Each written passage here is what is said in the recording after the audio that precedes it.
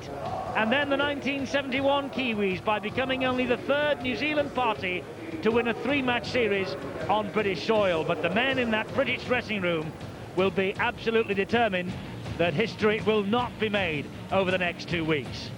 Frank Endacott on the right of your screen, the New Zealand coach, named his team as early as Wednesday lunchtime. Lost the 1995 World Cup semi-final here, 20 points to 30 to Australia, but only after extra time on this ground. It was an epic contest that day. And so Quentin Pongia leads his men out, took a wrong turning as he came out of the dressing room, but then got his bearings right.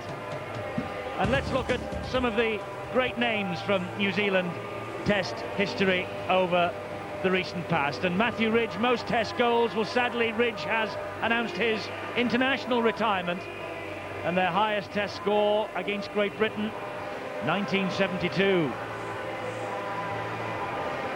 Great Britain will be hoping it'll be nothing like that today for them. Andy Farrell with 13 on the back. Much conjecture whether he would wear 6 and play from the start at standoff, but he's leading his men with 13 on his back, and out come the British boys. Great to see Gary Connolly back from the international wilderness. Gary Schofield, Mick Sullivan, one of the great names of the British past, as is Neil Fox, of course. What Andy Goodway would do for a goal kicker and point scorer of his calibre.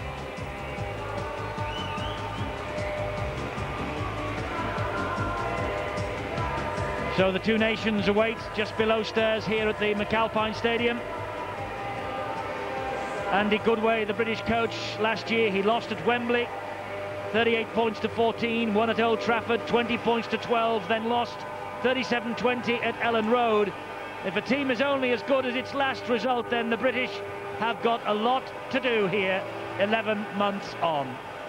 And I think, Steve-O, we will measure the collisions between the packs of forwards, and we will need a seismometer to do it.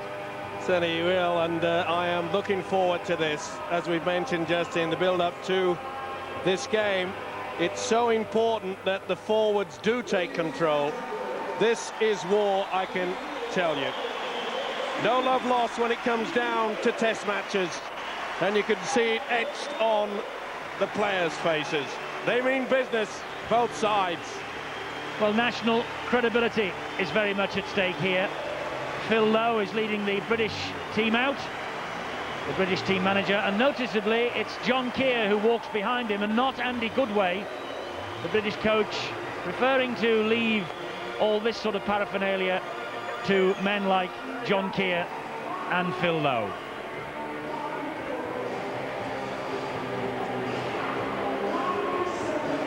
So let's take a check on the way the two sides line up, shall we? Chris Radlinski is at full-back, Jason Robinson, Gary Connolly, three men there from Wigan, Paul Newlove of the Saints, Keith Senior of the Sheffield Eagles, Paul Sculthorpe of St Helens. At standoff, though, I fancy he'll run at loose forward. He'll wear 6, though, alongside Wigan's Tony Smith. And the forward pack, Wigan's Neil Cowie, St Helens Kieran Curringham, Darren Fleary of Leeds, Chris Joynt of St Helens, Lee Gilmore of Wigan, and the Wigan and Great Britain captain Andy Farrell leading the men from loose forward. And on the bench, Iestyn Harris of Leeds, the man of steel, Dale Lawton, the Sheffield Eagles prop, and Simon Horton and Terry O'Connor, the two Wigan forwards, for coach Andy Goodway. From New Zealand, we have Richie Barnett of Sydney City, Sean Hoppy of Auckland, Kevin Iro, now of St Helens, Ruben Wickie of Canberra, and Darrell Halligan of the Canterbury Bulldogs. It's Robbie Paul of the Bradford Bulls and Stacey Jones of the Auckland Warriors.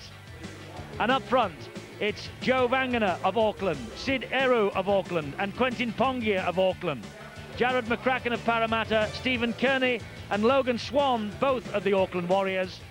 And waiting on the bench, Henry Paul, once of Wigan and now of the Bradford Bulls, Tony Iro of the Adelaide Rams, Tony Puliatua of Penrith Panthers, and Nathan Kales of the Parramatta Eels. The coach is Frank Endacott, who is out of a job when this series comes to an end. The presentation party led by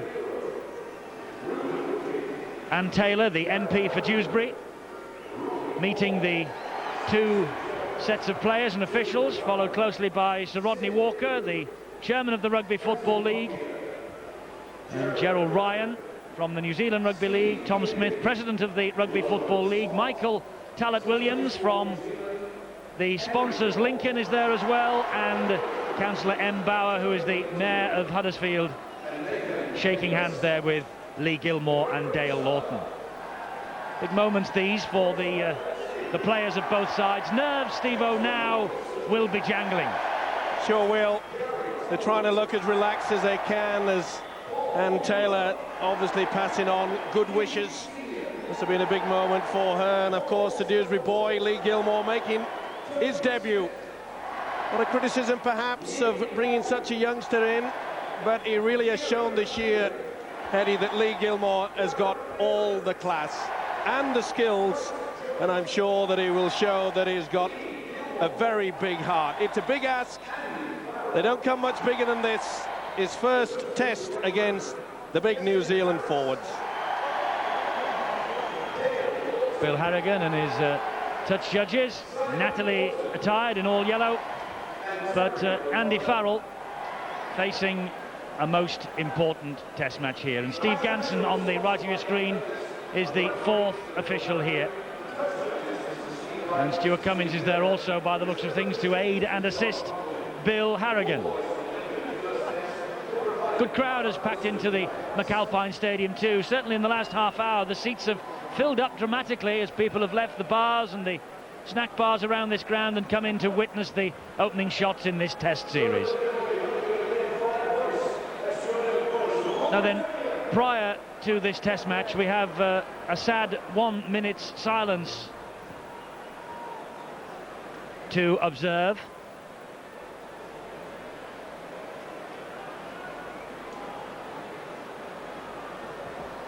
And I shall tell you about that in a moment.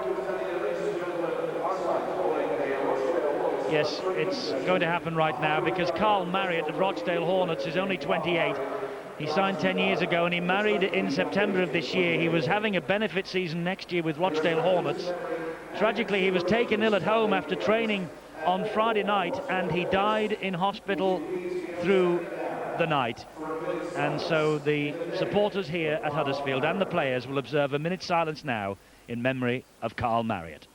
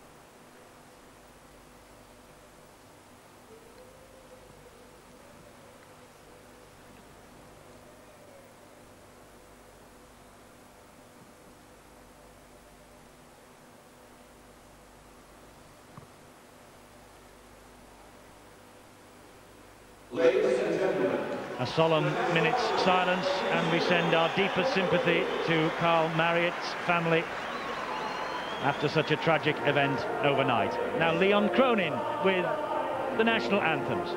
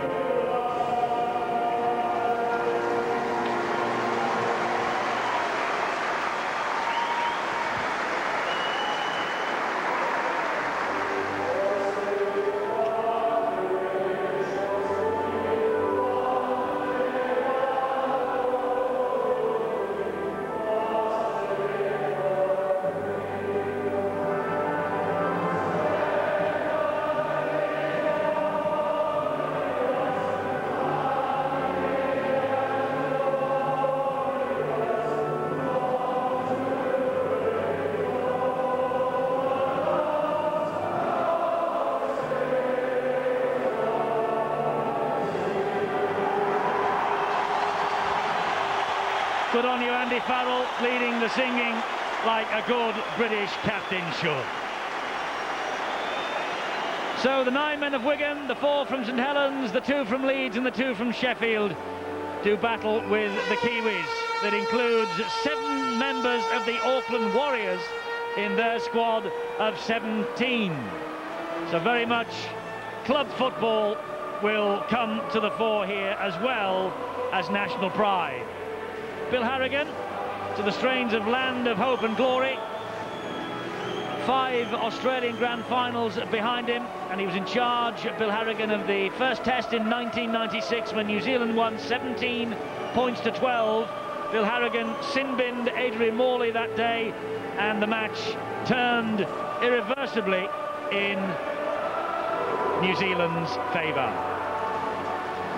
So with the Land of Hope and Glory blaring out over the tannoy, in the meantime, the Kiwis with their traditional haka welcome, led by their captain, Quentin Pongia.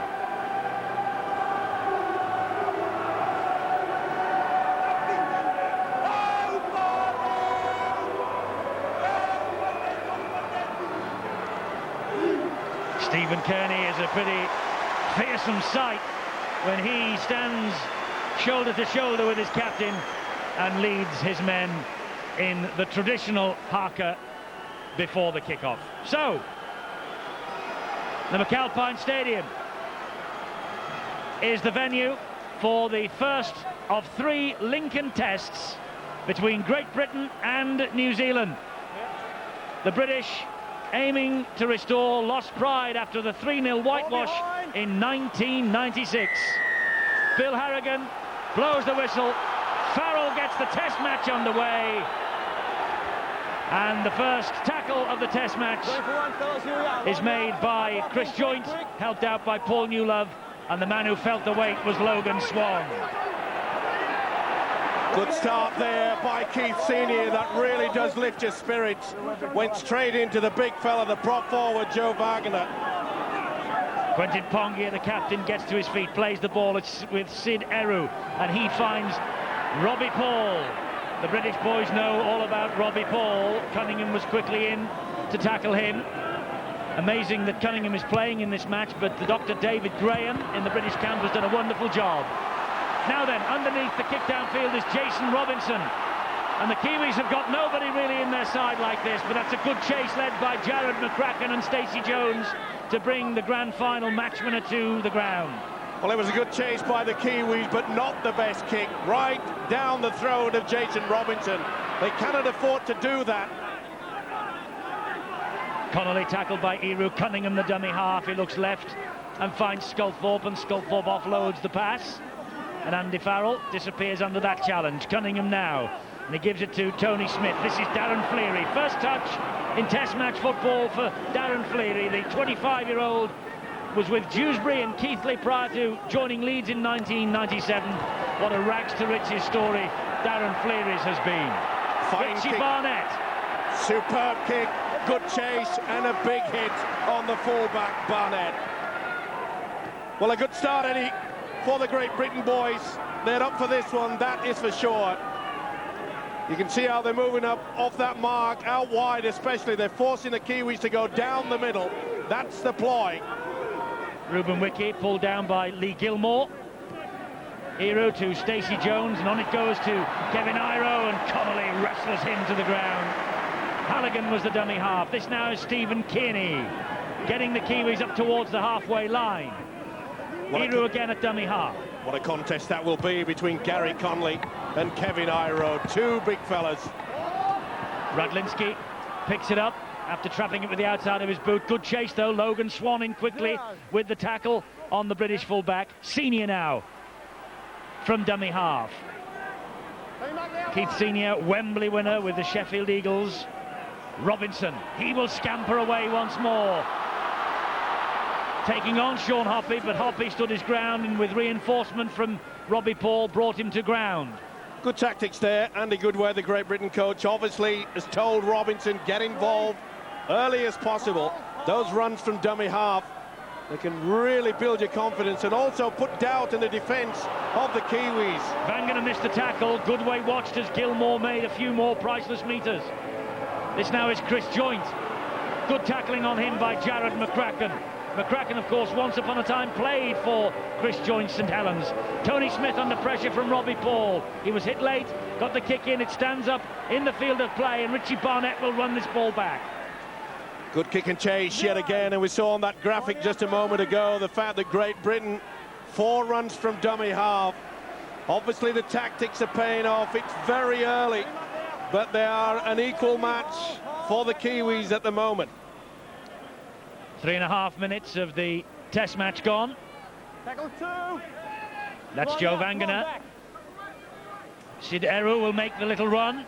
Senior got to him, and Farrell came across to check just in case. Wiki is the dummy half. Robbie Paul to Stacey Jones. Danger whenever Stacey Jones gets the ball, and when this fella gets it, Kearney. But the British have done their homework, and Frank Endacott, the New Zealand national coach, he knows just how important this game is to the game in New Zealand. But my word, the same must be said for the game in this country too. Good kick there by the little scrum half, Stacey Jones. He'll take control of the field kicking throughout this game. But just previous to that, it was a wonderful tackle by Tony Smith. He was not fooled by the dummy that the New Zealanders used. He was one of the big forwards coming through, but Smith made sure he got down very, very quickly. Well, the first scrum really that we've seen the British team form, and packing down at the back is Paul Sculthorpe. There is the big tall figure of Andy Farrell receiving it now at standoff. So that's the ploy from Great Britain.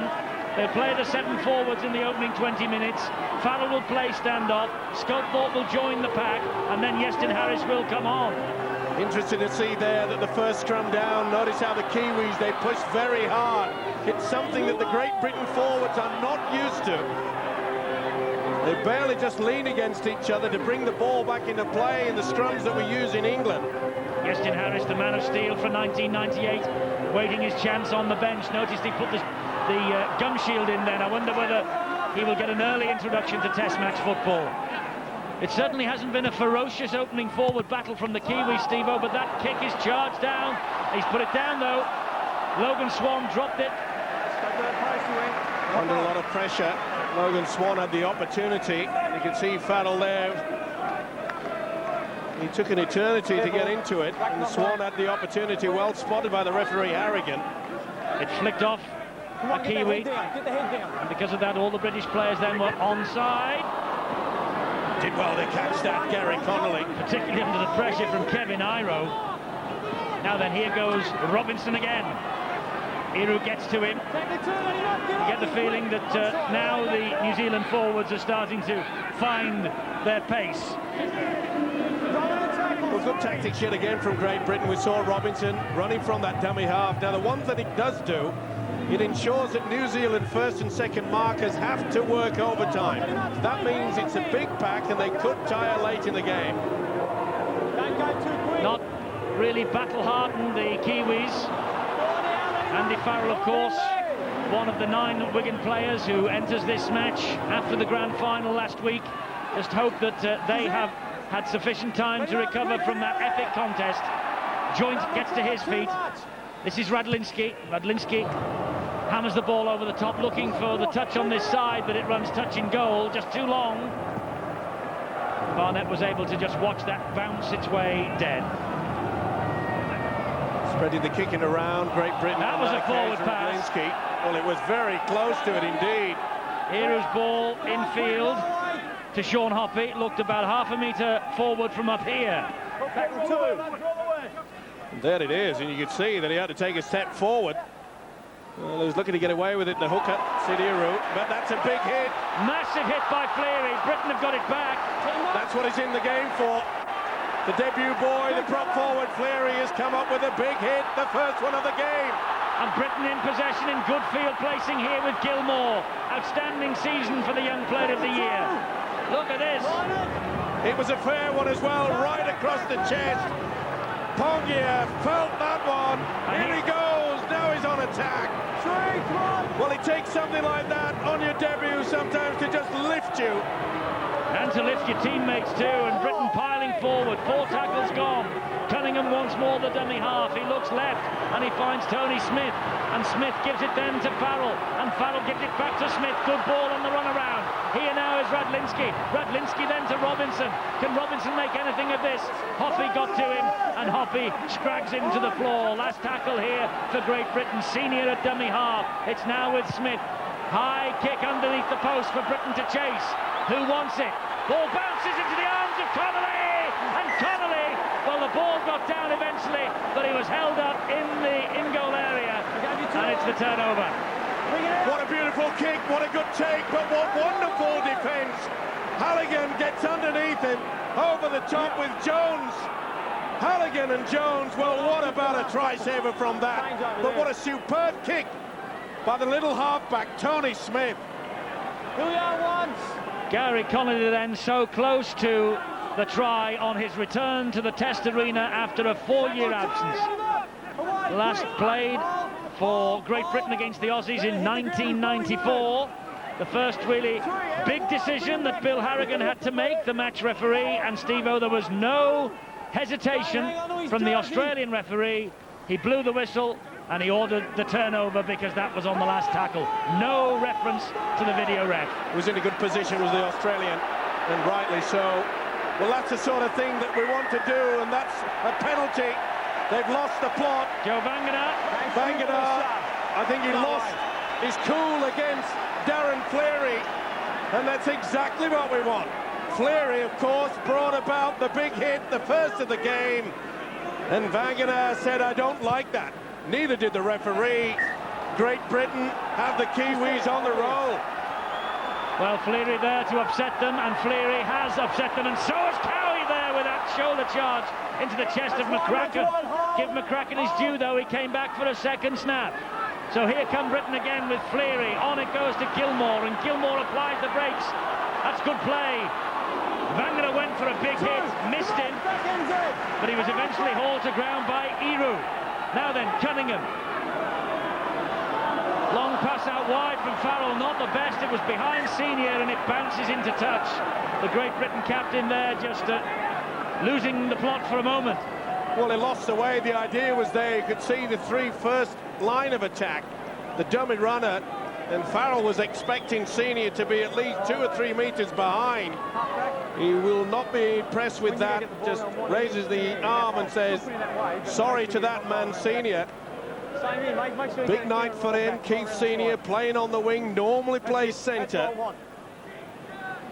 Ruben Wiki now bounced through Radlinski but couldn't get away from Farrell. Stacey Jones scampers into dummy half. Robbie Paul, Logan Swan wrapped up there by Connolly.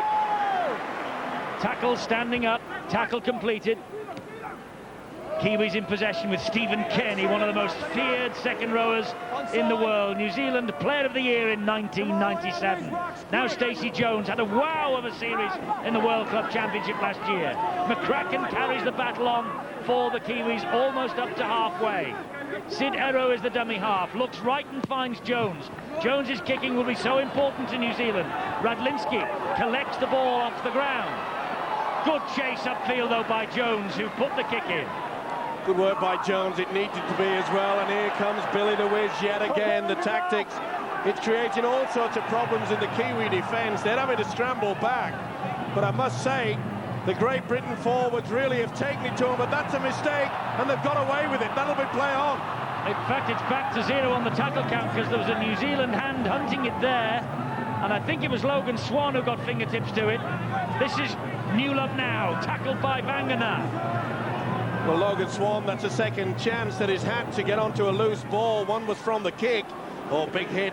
Did well there, Gilmore, to get out of the way there. Great tackle by Pongia, the New Zealand captain, and Gilmore blowing hard. Here now is Fleary. But the Robinson runs from dummy half, contributing to 3 of the Great Britain 7. And he's certainly causing them problems. Is he ever? And the most important thing about the Britain's defence is the fact that the Kiwis are finding it difficult to get over the advantage line. It's one-out football from the Kiwis so far. Desperate tackle there by Kearney on Robinson. Here's Chris Joint. He gives it to his teammate, New Love, teammate at club and country level. Senior is the dummy half. And Tony Smith, under pressure from Ruben Wiki, was hit a bit late, but into the arms of Richie Barnett. Barnett these days filling the full-back shoes vacated by Matthew Rich. Well, you see the big hit from the big centre. Ruben Wiki is pretty strong. Well, I don't know about you, Eddie, but I'm a bit disturbed about all this music that keeps... I think I'm at a disco. We're here to do a test match. Will someone tell them to turn it off? Well, they're just trying to whip the crowd up, whip the enthusiasm up on the terraces.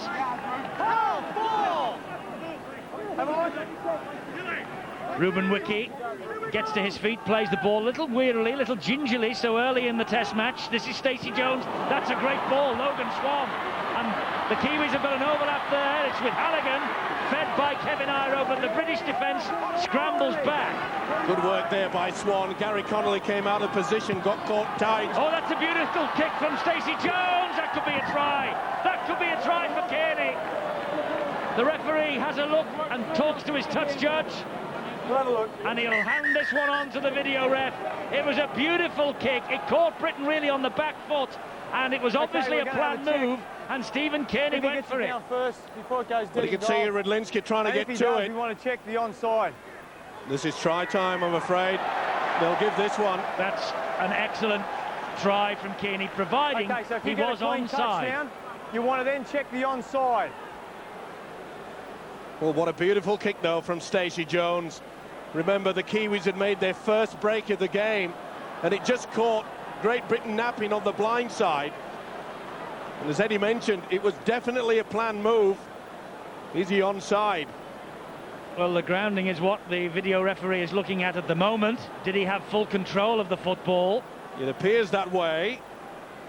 And if he's happy with that, then he'll have to just check the on or offside. Well, there's no doubt about the downward pressure. This is the offside situation. There he is out wide. Ooh, he could be just half a metre. Could be offside by a fraction. I think he might be all right. That's the impact, and you'll find he's just about 6 inches behind the kicker. There you can see it on the line. I think they'll give this one. Yep. Watch this step out wide. Yeah, it's left the boot. Yes, he's onside, is Kearney. Well, what a great move. You've got to take your hat off to the inventiveness there from the Kiwis. It was superb. And this is going to be a try, and first blood in the test match to New Zealand. It was looked at so closely and looked at so quizzically by the video referee, but Stephen Kearney gets first blood to the New Zealanders in this first Lincoln test. It all came about from the break. Watch how Connolly was caught there. He'd gone in out of the line. He knew that they were in trouble. Iro did the rest. They wrapped up Halligan, but from here, watch how the defence is very slow on the blind side. Stacey knows it. That is superb. They don't come much better than that, I'm afraid. Beautifully weighted kick from the little halfback, Stacey Jones. Well, the man that they call the best ball handling forward in the world comes up trumps with 4 points. Stephen Kearney scored it, but put it down to the kick from Stacey Jones. Fantastic thinking from the little scrum half, and so quick over the ground, this big second rower, Stephen Kearney. Crowns his 24th appearance for his country with the opening try in this first test match. The New Zealanders are waiting to get the kicking tee brought out to Daryl Halligan. It's on its way now at long last. But the New Zealanders were the victim of some fantastic tries a fortnight ago scored by the Australians. Some breathtaking tries the green and gold scored in Auckland, and I think we've seen one that almost matched it. That was so good. Tremendous, no fluke about it. And here's the man setting the ball on the pedestal. He's here for one thing, to do exactly what he's about to launch. Hopefully, in his case, over the black dot. Round about 90% success rate throughout his entire career. Wow. Yes, they say he's one of the best goal kickers in the world, if not the best, Daryl Halligan. And that is the reason why. Anywhere within 20-25 metres of the posts. Halligan pops them over. Big gamble, there's Connolly. He took the gamble to come in, shut them down. Ball over the top. Look at the overlap. Great Britain did well to come back to scramble. They took Halligan down, but from here it was sheer poetry. The kick from Jones. Kearney gets the downward pressure. We were caught napping. Well, Stephen Kearney was a 25-1 shot to be the first try scorer tonight in this test match. A match, by the way, that the bookies could not call. They said that this game would start absolutely level pegging. It's so close between these two. 6-0, the Kiwis lead. 15 3/4 minutes gone. Steve-O, you lost your bet on Leeds. Did you have a little flutter on Mr. Kearney? No, but I had a bet on the Great Britain. Still plenty of time. That maybe just shake us out of it because we got off to such a good start. Maybe perhaps we just had a lapse in concentration in defence. It was not the best attempt there by Gary Connolly to come out of the line. It was brilliant individual skill, though. First from Jones with the kick and then from Kearney. Radlinski was scrambling and scrambling and just couldn't get their fingertips to it to knock the ball dead. Anyway, that's all now history. Britain now will search for the equaliser. And that's good defence. Fleary, Joint and Farrell getting to Richie Barnett, the fullback. Iru flicks the ball inside to Pongia. Well, I suspect now that the Kiwis, having that 6-point lead, will just drive it through with the forwards. Here's Logan Swan. Tried to offload and lost it under pressure from Connolly. Knock on. Well, Must be a knock on against Logan Swan, was it? Did Connolly go for it? We've seen it several times. Head and feed Britain. We've seen it several times. Connolly, such a strong man, upper body strength, is well renowned throughout the world for his arm wrestling. And he whips the ball away. Well, that should have been play on. Either way, we've got the ball from the scrum. And here is Newlove, and he tries to step inside and nearly does. But Wiki was in there quickly to cut him down. Now Keith Senior taking on McCracken. McCracken standing firm. He was a wing, wasn't he, when he played for the Saints? Certainly a three-quarter, and now he's in the second row. Played in the centres, didn't he, at Knowsley Road, 92-93 season. Interesting to see there the first run from dummy half on Kieran Cunningham. A lot of doubt about his fitness going into this match. Here's Farrell. Gets the ball away. Took the gamble. Smith managed to retain possession. Dale Lawton looks like he's preparing to come on. The Sheffield Eagles prop forward. High kick from Radlinski. Underneath it and claiming it is Barnett, and Sculthorpe with the tackle. Took it well there, but you could see how it was protected. There was only Sculthorpe on the chase. Pretty high one from Radlinski. Gave the chance for his fellow players to get up there and really put the hit on the fullback. They failed to do that. Interesting, Steve-O, it's Dale Lawton who's going to be the first change by Andy Goodway, and not Iestyn Harris, as we all widely anticipated. Well, I think he's probably doing it right. There's no point in trying to offer to the Kiwis that he's panicking. They would have expected, Frank Endicott, the Kiwi coach, would have thought that perhaps there will be a change in the forwards. But I think he'll only will bring on Iestyn Harris when he feels that they're struggling to get points. They're struggling in a moment to subdue Stacey Jones, but Farrell got a good tackle in on him. Iru with the kick, and Jason Robinson not interested. Lets the ball run across the front of his body, and Iru finds touch. Been around a while, Iru, 15 tests. This is his 16th for the New Zealand side. Spotted on the blind side there, and it was interesting to see how Jason Robinson just pulled away from it. On comes Dale Lawton then. So Andy Goodway makes the first change, and it's Darren Fleary who is the man replaced. Well, I must say, Fleary did his job. Came up with a wonderful hit that dislodged the ball, gave Great Britain a chance of the possession. 12 tackles made by Darren Fleary, so his job done in the opening 19 minutes. The players are playing on, but the referee wants the scrum to form properly. Number 15, Dale Lawton, on his international debut for Great Britain. No, he is a Scottish international, and there's a young man who not long ago was on loan to Wakefield Trinity last year. Somebody who proves that you really can make it to the top with determination, just like Darren Fleary. It's been a dream year for him, hasn't it? For Fleary, and also the man that's replaced him, Dale Lawton. And there's his first taste of Test match football, a really big hit. This is Cunningham, stands and able to get the ball away to Tony Smith. And Smith a real handful for Kearney and Logan Swan. Eventually Swan gets the better of him. Cunningham, dummy half, off the ground into the arms of Farrell, and Farrell will kick, but Halligan has shuttled back. That bounces over the head of the 32-year-old wing. The oldest man on the Kiwi party, and trapped there by Gary Connolly. A little fumble gave Connolly just the opportunity he was seeking. He is Kevin Iro. Composure is what's needed now by the British boys. Get back into the swing of things. Don't lose their cool. Don't give away silly penalties when you've got the New Zealanders way back in their own quarter. Scrambling defence from Great Britain. That was Sean Hoppy who was hauled to ground. Here now is Barnett Ruben Wiki rather once more. Big hit though from Senior. Paul to Pongia. Well, you can see on the white shot, Great Britain using the sliding defence. We got caught out once. Connolly coming out of it very quickly. Big kick over the top from Stacey Jones again, but just too big. Just takes a skip and a hop and goes dead in goal. Been around a while, Stacey Jones.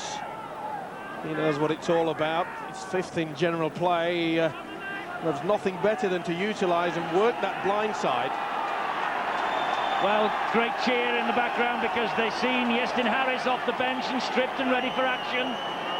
The country in general knows, I think, that Iestyn Harris could be the man to win this Test match, but 22-year-old Harris, man of steel, he's under immense pressure as he takes his place on the field, and now he does.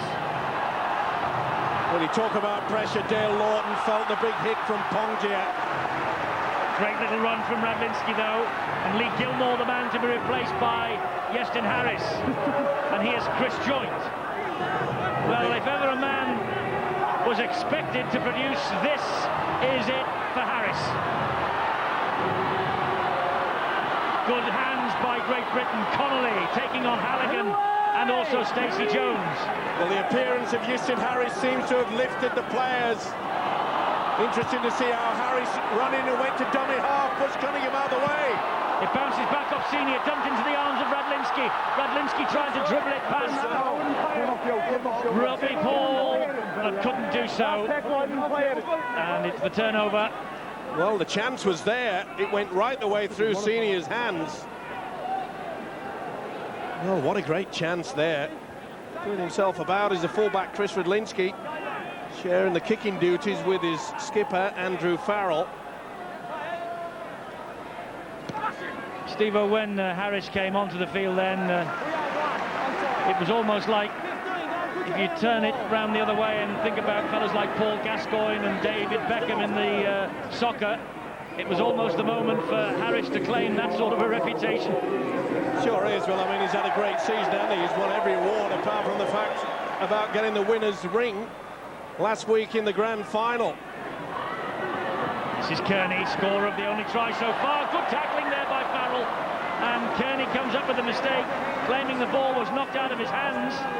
I think you'll find the big second row was trying to offload here, back on the inside. No interference there. Oh, it was a good big hit, wasn't it? Oh, well, there was on the blind side. It's one-on-one anyway. Big smile on the face of the British skipper. He knows they're not out of this by a long way. They've got the skills out there. All they've got to do is try to utilise them. Here's Radlinski. Now Harris. Harris going through a ruck of his own players before he's met by Kearney and Jones again.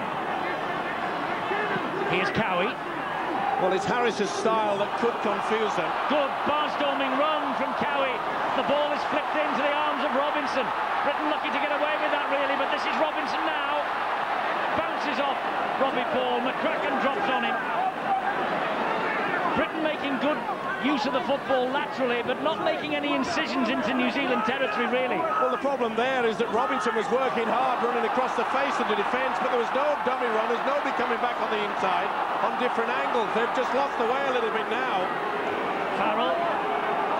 They've got to stand a little bit deeper, give themselves more room to move. Yes, they're very flat at the moment. Here's Harris.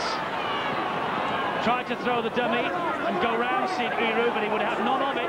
It's the last one for Great Britain. It's now with Tony Smith, who dabbed it over the top, and Halligan read the script there. Too easy that for Halligan. He's been around too long to be fooled by that. Sure has. They brought him back for the last game, of course, against the Australians. Penalty now for the Kiwis. 2 men and a tackle. Well, you see that replay of the good work from Halligan. There were 2 men in the tackle here. Lawton and Connolly getting involved there with the fullback Burnett. I'm just about to say that, of course, Halligan come out of international retirement to come not only on this tour, but played in that last game against the Australians when Matthew Ridge retired. Vangana is withdrawn and Nathan Kalas comes on from the Parramatta Eels. Another of the new breed here. Only his 3rd cap and only 20 years of age. Kalas comes on as a blood bin replacement. Cut on the top of the head of Joe Vangana. That's good defence from Harris. Rubbing up Logan Swan.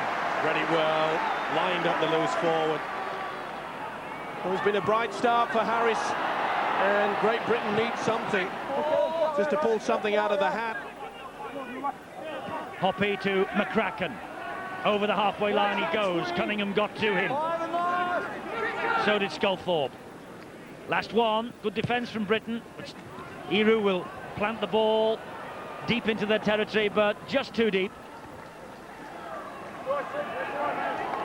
Made his 91st Test debut in 1995 against the French. 2 tries when New Zealand beat Australia last year. Sid Eru. Interesting to see that the in-goal area quite narrow here at McAlpine Stadium. Yes, I noticed at Auckland 2 weeks ago when the Kiwis took on the Australians, there was a pretty narrow in-goal area there too. Here now is Cowie. Forced his way really into this British team this year with some great performances as Wigan won the grand final. Well, Great Britain enjoying the better of the possession, but losing on the scoreboard. Lawton now. Good run. That's how to go into him, but I have to point the finger at Kieran Cunningham. He must have gone into this goal. Bad mistake there by Tony Smith. And I was just about to say that Kieran Cunningham, I think he's only made 1 run from the dummy half. Well, it's a miracle he's even playing, they reckon. Well, we said yesterday in the programme that it was not the done thing to go into a test match with anybody that's not 100%. We know the quality of this man. We know he's a top-class player. But it doesn't matter how good you are, if you go into a match like this carrying an injury, you're always going to be found out.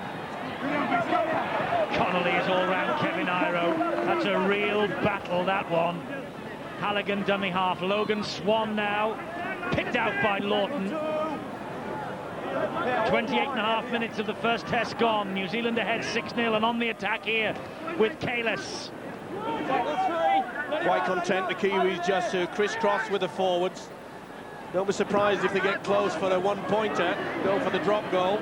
They know the importance. Robbie Paul plays the ball. Good scampering run there from Eru, and he's through that first line of defence, and Britain have to regather their thoughts and haul him down. New Zealand so close to the British post now. It's a good high kick across field. Testing Senior this, and Senior does well. Big tall winger, and Senior sailed above them all. What a great take there. Hoppy was all over him, and Senior took it with so much confidence. It had to be. It was a beautiful kick from Stacey Jones. Remember, Jones provided the kick that got Kane in the first try of the game. Connolly almost evaded the first tackle from Halligan, but he couldn't evade Kevin Iro. It's got to be a penalty. Well, he looks at Phil Halligan, and Halligan says no. Well, Robinson getting through a ton of work. Big problem is when it comes to him making a break. Well, there's the first one from Kieran. This is Farrell. Little short, sharp right from Kalis there. Just saying that if Jason Robinson going through all this work, I hope he's got the energy when the chance comes for him to make the break. Harris, dummy half to Radlinski. He's had to kick downfield. Barnett's able to pick it up easily, 10 metres from his own line. Will come again and gives it to Halligan. That's a great chase by Cunningham. Great tackle. Here's Hoppy. Tackled by Harrison Newlove.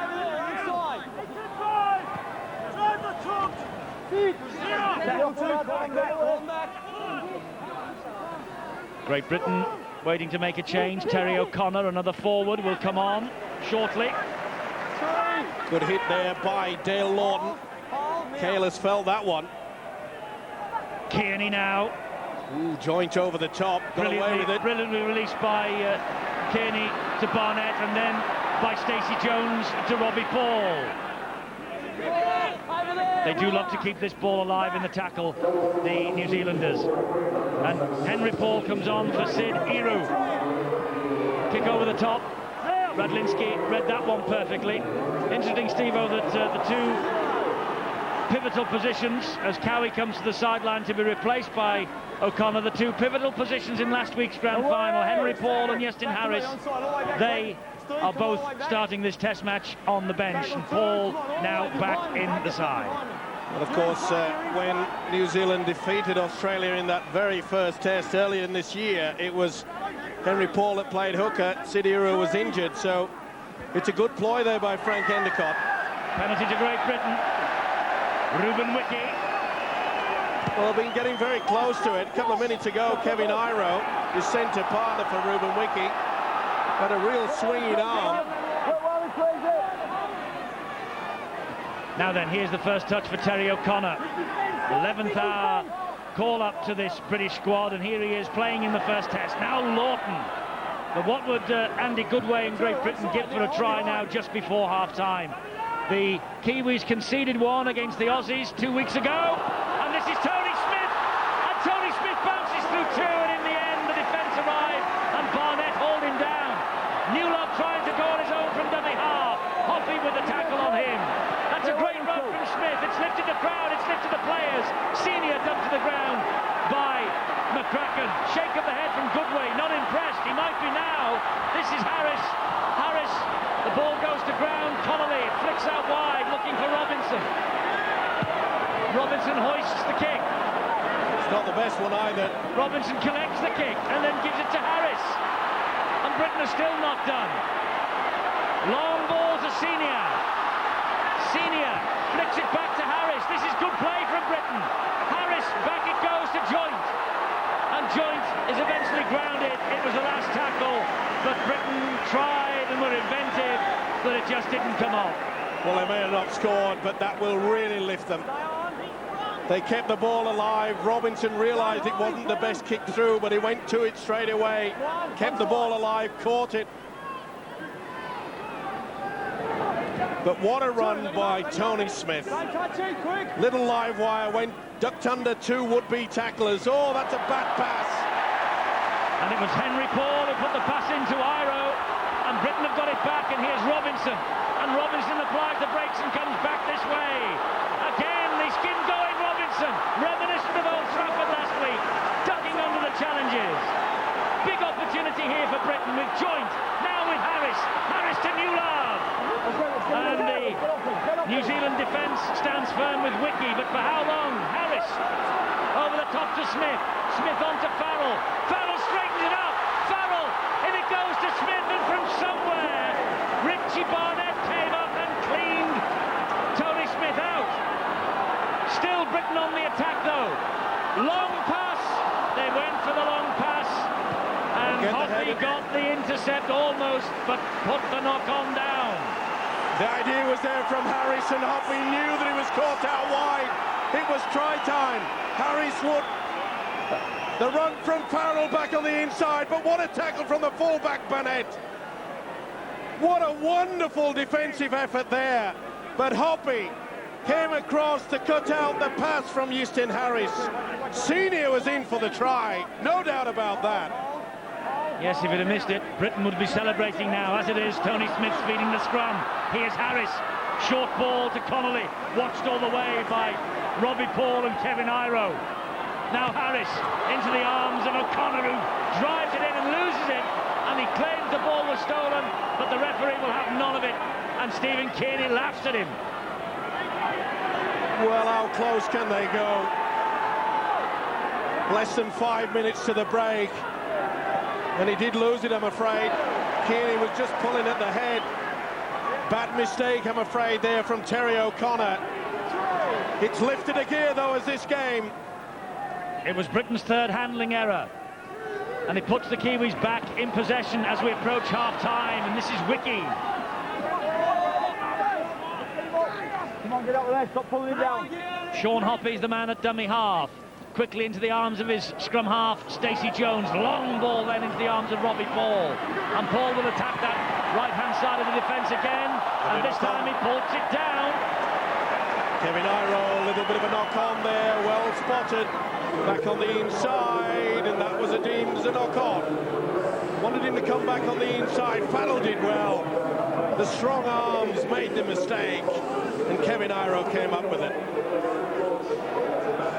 Well, Great Britain need to turn this pressure now into 4 points.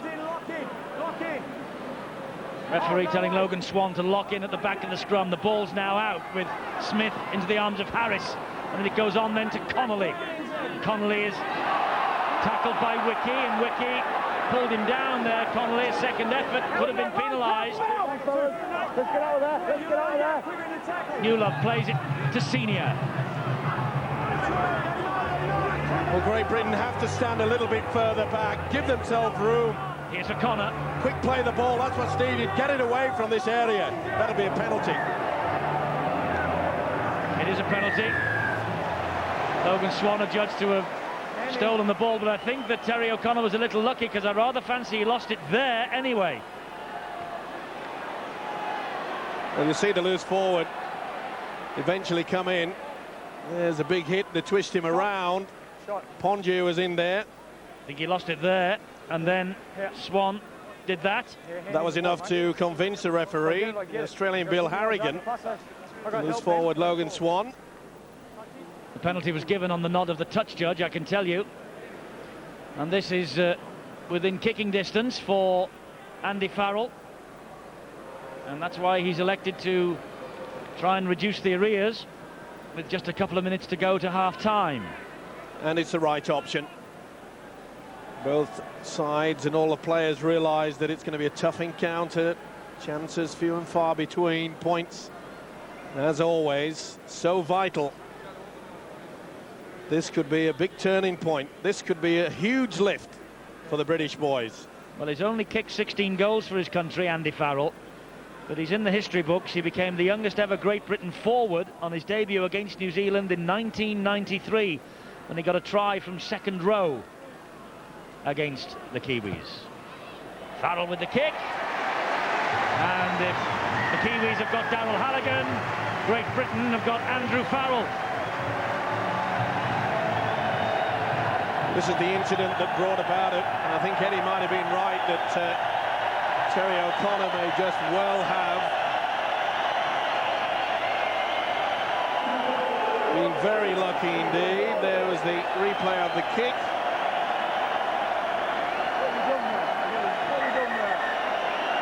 The referee, Bill Harrigan, just stopping the clock as we have a small parade going on at McAlpine Stadium. A couple of streakers. They're off the field.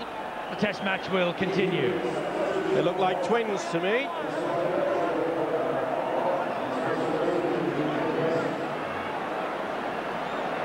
This is Joe Vangana, who has returned. And we've got 40 seconds of the first half left. Oh, that was a risky bit of business there. They got away with it because there was a British hand in it, and the referees wiped it down to 0 on the tackle count. This is Ruben Wiki, and this now is Robbie Paul. Great tackle from Radlinski. It had to be as well. They were streaming up out wide. Britain defence, it's still all at sea out wide there. And he went for the intercepted Connolly. Stacey Jones has it for New Zealand. He knew that Kearney was turning in the tackle to offload. Didn't get away with it. Pressure time now. Joint wraps up the man with the football, and the referee won't blow the whistle yet. They're going to be caught cold. Britain are caught cold. Wagner scores the try. The referee absolutely right. The siren went, but the whistle hadn't. The referee, as he's telling Britain, he has to blow the whistle when there's a break in play. Great Britain had stopped, and Joe Wagner didn't.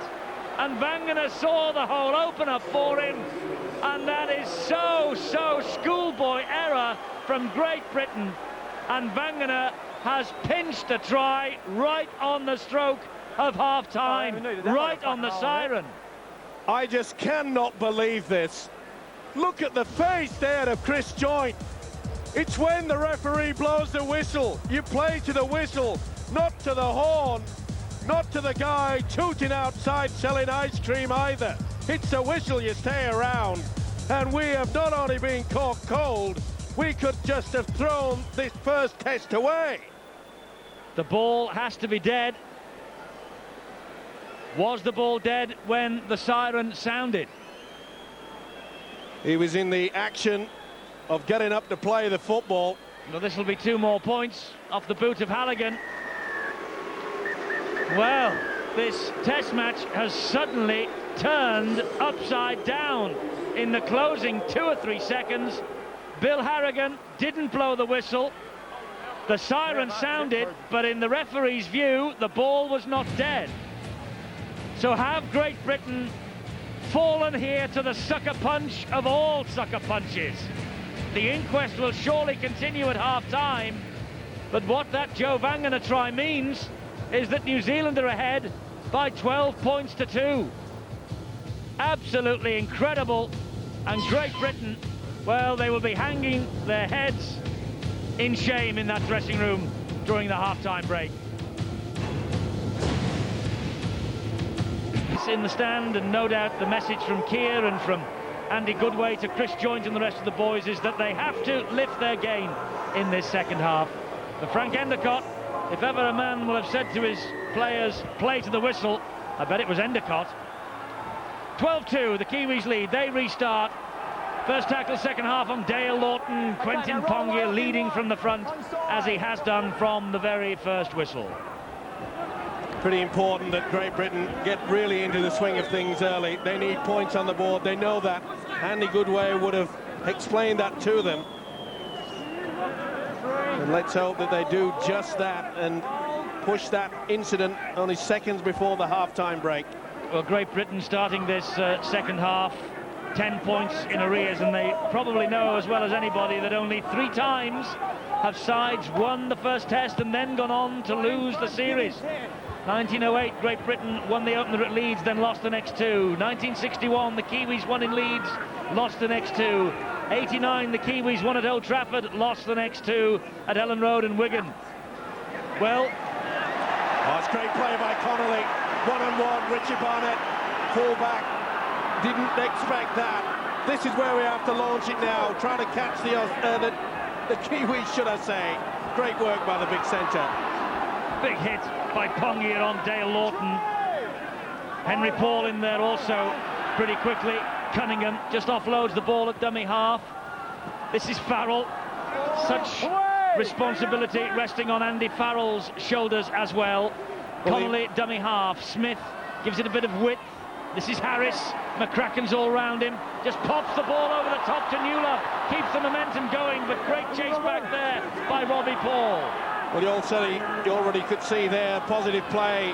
Harris is the key man, that is for sure. It will now leave Andrew Farrell the chance. Oh, that's Connolly who's claimed the ball, high ball, but the ball's gone to ground, and Henry Paul has picked it up for the Kiwis.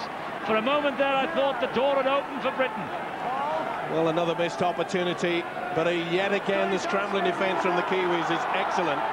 Well, this is where Britain now have to keep the New Zealanders penned deep in their own territory. Stacey Jones flicks the ball into the arms of Wiki. Here come the Kiwis again down that right-hand side with Hoppy. Wonder what was said at half-time in the dressing rooms. Here's Bill. Well, as you can imagine, Eddie, a lot of the talk in the Great Britain camp was about that try just before half-time that Bill Harrigan awarded to the New Zealanders, but it's on the scoreboard and they've got to pick themselves up now. They are looking for Harrigan. Robbie Paul's away down the right-hand touchline. Robbie Paul's gone past Radlinski, dumps the ball inside. Oh, that was a certain try for Hoppy. Had he collected that, that was a certain try. Thank goodness, from a British point of view, Hoppy puts it down. You can say that again. The skill from Paul there. Look at that beautiful run from dummy half. 3 missed him. He kept his composure back on the inside. Well, Tony Smith applied the pressure there to Robbie Paul and Hoppy. Well, could that be the moment that Great Britain start to come back in? Because I feel that if Hoppy had scored then, it would have been a mountain that we could not have climbed. Well, they've been playing music all the way through this Test match, Steve-O. Where is the theme music to The Great Escape? I wonder whether that might be it. Let's go back down to Bill. Great Britain looking for Bill Harrigan to do them a few favours in actual fact. He didn't before half-time, but they're worried about the New Zealanders slowing down the play the ball. They're looking to speed that area up and hoping that he's going to penalise the Kiwis.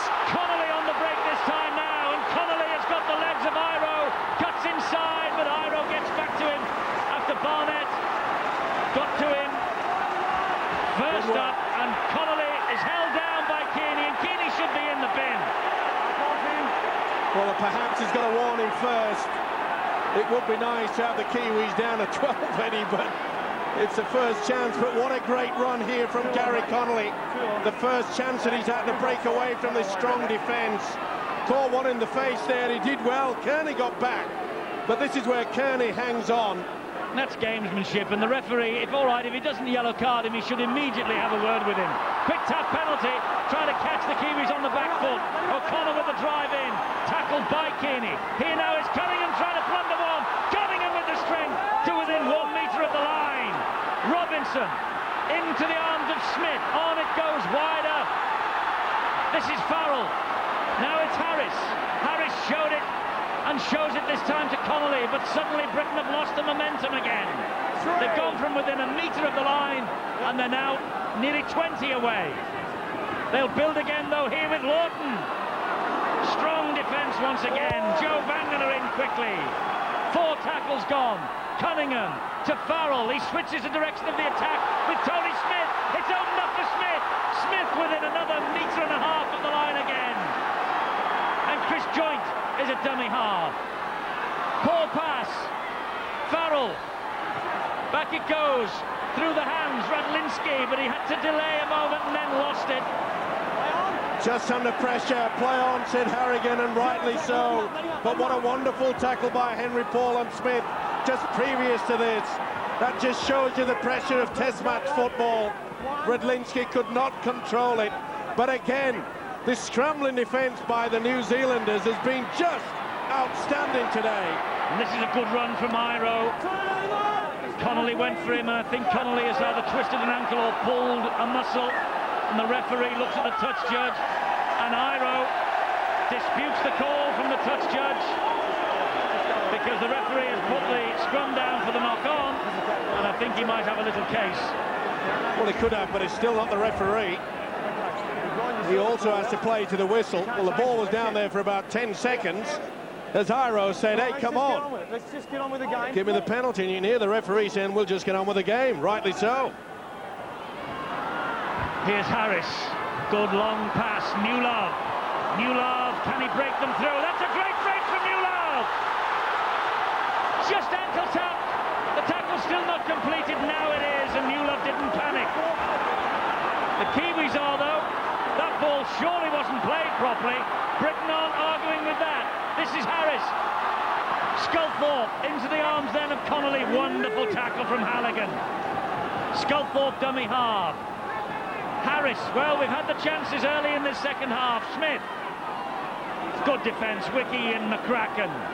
First it was Connolly, then we saw Paul Newlove show his speed and strength. He was just ankle tap when it looked as though he was heading for the line.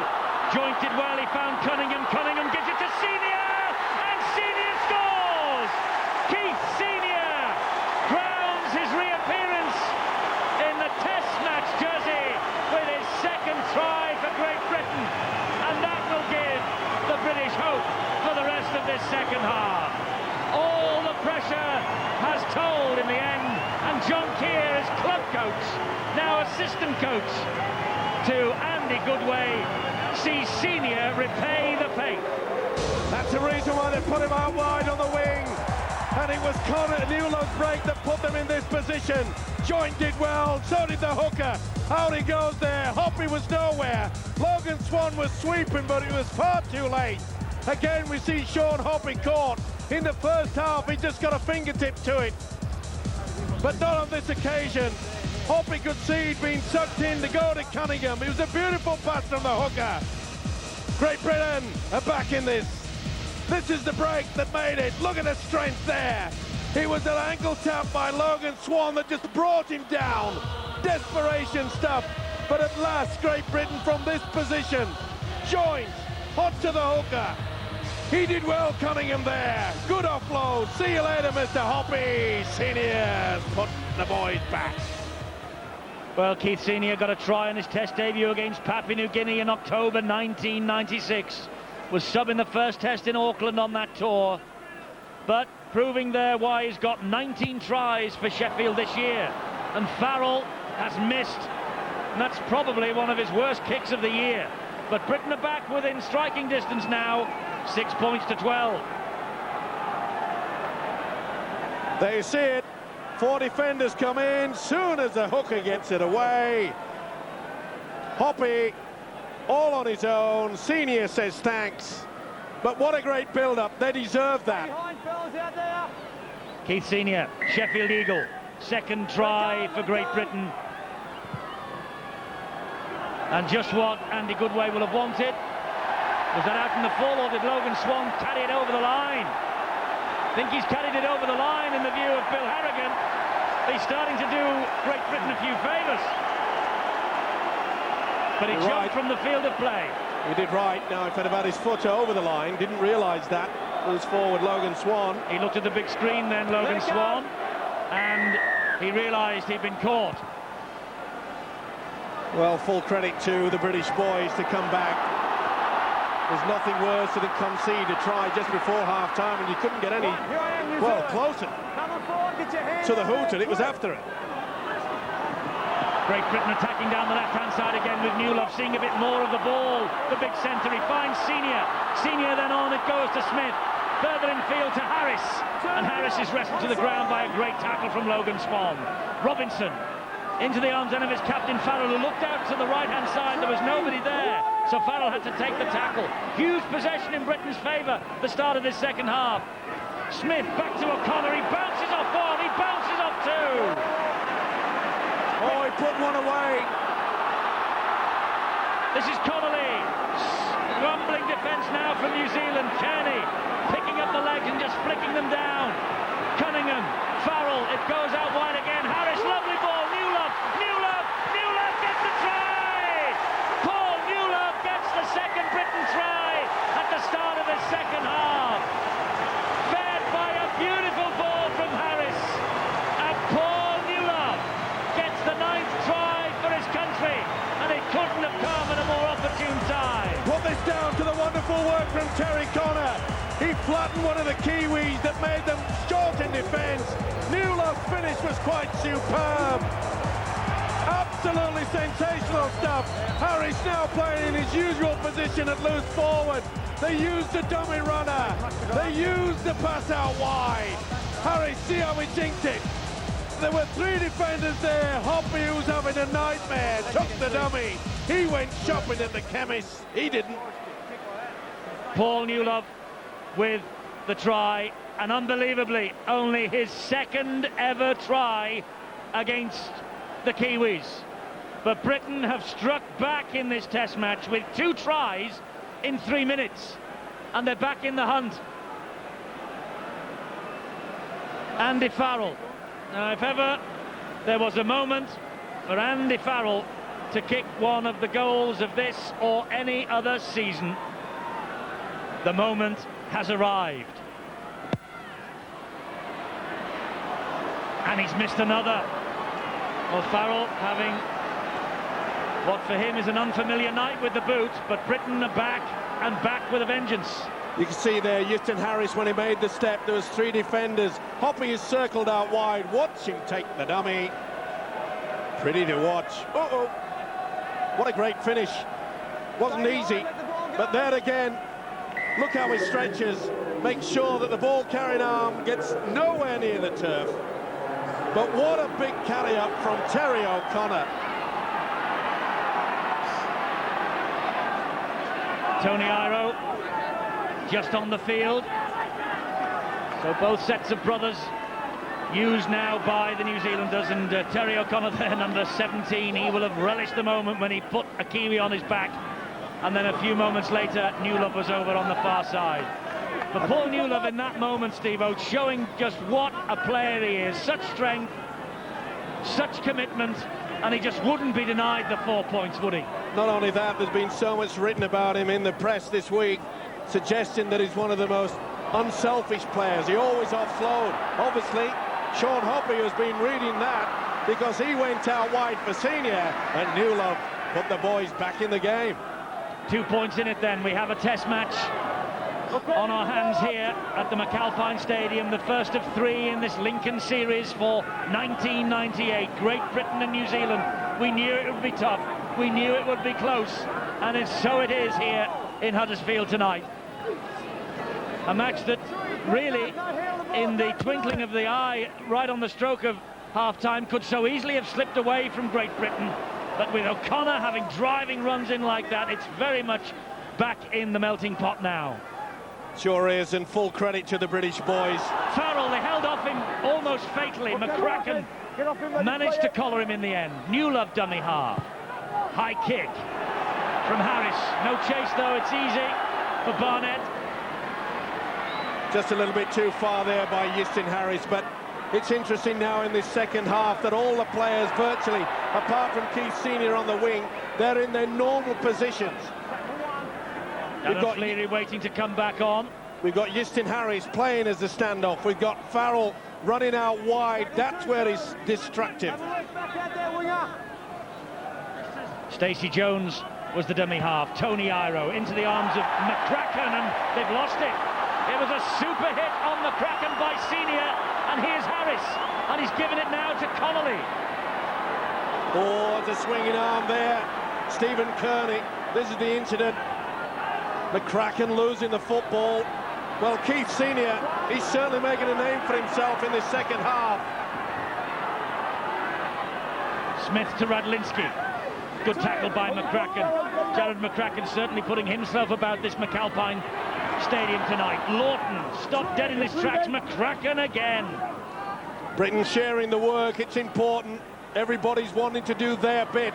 O'Connor, they're hanging off him, the Kiwis. Good ball back as well. This is Cunningham. He gives it back to O'Connor. Long ball, Harris. Harris teasing them, pops it up then for Sculthorpe. Sculthorpe's opened up. Oh, the man was pulled down in the background, was he? Yes, referee gives the penalty. Connolly was hauled down without the ball. Connolly went to the Australian Bill Harrigan, the official saying that he was pulled back.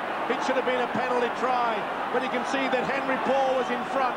That's the reason why he wouldn't go for that. Problems for Kevin Iro, and the Kiwis are being blitzed. The solid defence we saw in the first half has completely gone aground. There are gaps appearing, Great Britain twisting and turning in the tackle. And you can see there it was not the best attempt by the prop forward, Joe Vanagat. There he takes him out. But it's a mere fact that they are making so many inroads into this Kiwi defence now. They have to be turning the tide. Surely this is a gift too. Surely this will make it even. Well, 1 from 3 for Farrell tonight. 2 from 4 from Farrell tonight. And Great Britain now a level. 12 points all. They've come back off the canvas We've got World Championship boxing coming up later tonight on the box office, but like a heavyweight champion here, the British have come off the floor. It may look just little things that are going out there, but again, Justin Harris, you saw how he created confusion there. No doubt about it that Connolly was taken out. The penalty had to be given. The mere fact Henry Paul was there, that's why the penalty try was not allowed. Tony Iro. Suddenly, there's a little spring in the British team step. Look at the missed tackle count. It's mounting now for New Zealand. 20 as against the 6 by Great Britain. Such has been the strength of the British defence. Robbie Paul gives it some air to Ruben Wiki, and Wiki has got the big man, Newlove, all over his back, but he still makes it to the halfway line. Not the best pass. Stacey Jones, though, picks up the pieces. Frank Endacott knows his men are in a test match now. Here's Henry Paul. Oh, and they've let him go. McCracken's seen a hole. It's opened up, and McCracken Senior gets back with a good tackle. It's the last one for New Zealand. This is Stacey Jones. He kicks it through and hacks it back. Still on the last. It's gone into the arms of Tony Iro, and Iro held up. Iro's held up. Tremendous defence there. Good to screen, but I didn't see him grounding. Didn't get it down. The touch just said, go to the screen. I didn't see him ground it. And the referee, Bill Harrigan, and look at Tony Iro. He just said then, what about the screen? Well, Bill Harrigan won't go unless there is any real doubt in his mind. And was that ball grounded? Well, it appeared that way. Come back. Well, they often call Bill Harrigan the Bill Harrigan. Yeah, now then, Harris on the break. Out wide to Senior. Suddenly this test match has opened up and things are boiling. Defences suddenly are falling off the tackles. Chris Joynt now for Great Britain. What would he give for a try after that error right before the half-time interval? Well, I get the impression that both sides really pull themselves apart. That's one-on-one, that'll be play on. That's good work by Tony Pelletuya. Or Pulyatuya. That's better. Pelletuya. He's a big boy anyway. Here's Kevin Iro. Kevin Iro steps on the gas. Great run from Kevin Iro, this. Fleary gets to him eventually. Scrambling defence now from Great Britain, and Iro appealing again to Bill Harrigan. This is Jones. He gives it to Henry Paul. Henry Paul all wrapped up. Robbie, his brother at dummy half. Quentin Pongia, good ball to Kearney, great tackle from Cunningham. Quick play the ball, Robbie Paul, Cunningham's down injured. That could be problems for Britain. Beautiful ball, Stacey Jones, brilliant try. I think the pass was from Henry Paul. It opened up beautifully for the Kiwis, and Stacey Jones was over in a flash. Britain was stretched in defence because Cunningham was down injured, and I think it was Paul's pass that opened up the British defence. Well, you can see there that Paul ran from dummy half. He really just broke them away. Kieran Cunningham couldn't get back into the first situation. Went into the tackle, and there you see it. He took full advantage, didn't he?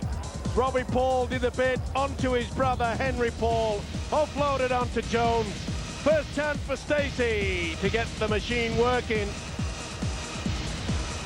Fabulous try from Stacey Jones, but it came about when Kieran Cunningham was down, and by the looks of things, he's got a shiner. It was a big hit, and it was a loose elbow from Kearney. Kearney's elbow really got into his face, and Kearney didn't play that football.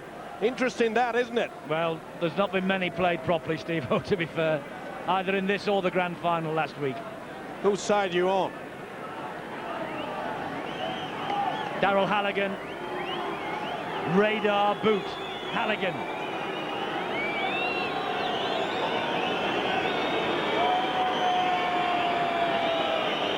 Number one in the world, this fellow, according to his coach, Frank Endacott. Aye, aye. Daryl Halligan is human after all. Again, it's a problem in our defence. Look, 6 defenders there. They've got their backs turned to him. Not surprisingly, there's a chance, especially when you've got a man down, Cunningham, hurt. That really was a killer punch. Well, they do something so well, Great Britain, and then they just have a lapse in concentration at the vital time. Here's Fleary to run it back for the British now, but what a pass, Steve-O, from Henry Paul. That will have the Bradford Bulls fans purring at the prospect of next year, because it was the Paul 1-2, wasn't it? Tremendous stuff, and the way that Robbie Paul just raced away from the dummy half. I keep saying it in the first half, and I'll continue to push the effort that Great Britain, Kieran Cunningham, he got injured there, but we're not seeing the quick runs from dummy half that really are needed. We've only utilised Jason Robinson, and that perhaps might be the reason that he will, Andy Goodway, the Great Britain coach, maybe ruin the fact he doesn't have someone like Sean Long now on the bench. Tony Smith is the man who's gone to hooker to replace Kieran Cunningham, while Cunningham is patched up, and there is Sean Long, the man Steve-O's just talked about, not included in this test match, but I wonder whether he will be in the two that follow. 63 minutes of this first test gone, and votes now invited for the man of the match on 0891 33 33 13. It's the Sky Sports Viewers Man of the Match, the one that really counts. 2 tickets to the second test at Bolton, 2 tickets to the second test at Bolton next Saturday night, and if it's as good as this, I rather fancy the house full signs will be up at the Reebok. What a terrific match this has been so far, and it's not over yet. Here's Iro, Tony Iro to Kevin Iro. Surely. Well, I think the 3 officials out there were the only ones that didn't see this. Here's Jones, kick over the top, there's danger here. Radlinski has lost it, but he's lost it unfairly. Pushed him out, went for the man rather than the football. But it was a beautiful chip over the top, wasn't it? As you can see there, that's Henry Paul. His feet when he's off the ground. You have to go to the football. You cannot touch the man. It's a rule that was brought in last season to ensure that, especially fullbacks and wingers taking the ball there, it's really dangerous to be tippled over while you're mid-air. It's a good rule too. Well, let's get the news of Kieran Cunningham's injury. Bill? Cunningham in the Great Britain dressing room at the moment, having stitches put in, a nasty cut on his left eyebrow, which he's also got a touch of concussion, legacy of that stray elbow when he went in for the tackle on Stephen Kearney. Unlikely that Cunningham will be coming back. Tony Smith taking over the hooking duties. And Great Britain in possession with Tony Smith. Flicks it then to Joint. On it goes to Farrell, out wider still to Sculthorpe. Leave it. Been a wonderful defensive effort by the big centre Ruben Wiki. Not only he's very strong and fast going forward, but some of his defence has been outstanding tonight. Farrell looked out wide, looking for Senior. Oh, the Kiwis, 2 men went for it. Barnett eventually took the ball, but I think he cleaned one of his own men out as well. Oh, Robbie Paul felt that. Did he ever? But courageous, not only from Barnett, but also by Keith Senior. And relief for the Kiwis. Robbie Paul was the meat in the sandwich then, between Senior and Barnett. Only New Zealand's second penalty, that, Steve-O. Well, they've conceded quite a few, given away some silly penalties. Well then, that was lost. It was a huge tackle by 4 men, and Newland had it back for Great Britain. And suddenly now the Kiwis are on the back foot again. Harris, Farrell, Scofor, Connolly showed it to Radlinski and kept hold himself. That's Nathan Kales with that tackle. Here's Farrell. They're now going to attack the left-hand side with Harris. Not the best pass. It came off the chest of Simon Horton. I think that Harris wanted to use Horton as a dummy runner. He wanted the ball to go behind. You can see Newlove was the man expecting it. First dummy runner you saw was Joint back on the inside. I'm afraid Horton, he thought he was going to be a dummy too. Well, that's a bad mistake. Gilmore comes back on, and he takes the place of Chris Joint, the St Helens captain. So the young player of the year gets the opportunity to stamp his mark on this test. Well, it's the likes of Lee Gilmore, and of course the big running second rower Simon Horton out wide. And with Harris and Farrell feeding long balls, I think we're still in with this game. Now then, Henry Paul, you can't let him run like that, and Britain should know that. Well, they've got to start looking this first and second marker. Jones held on. Kalis gives it then to Wiki. Now Wiki been big in defence. Now he's on attack. Just less than 13 minutes of the test match to go. Jones to Kearney. And Kearney's got Sculthorpe and Horton on his back, but still makes 5 priceless metres. The bang in front of the sticks. Wonder whether they'll fancy a one-pointer. No, they're running it with Jones. Out wide it goes.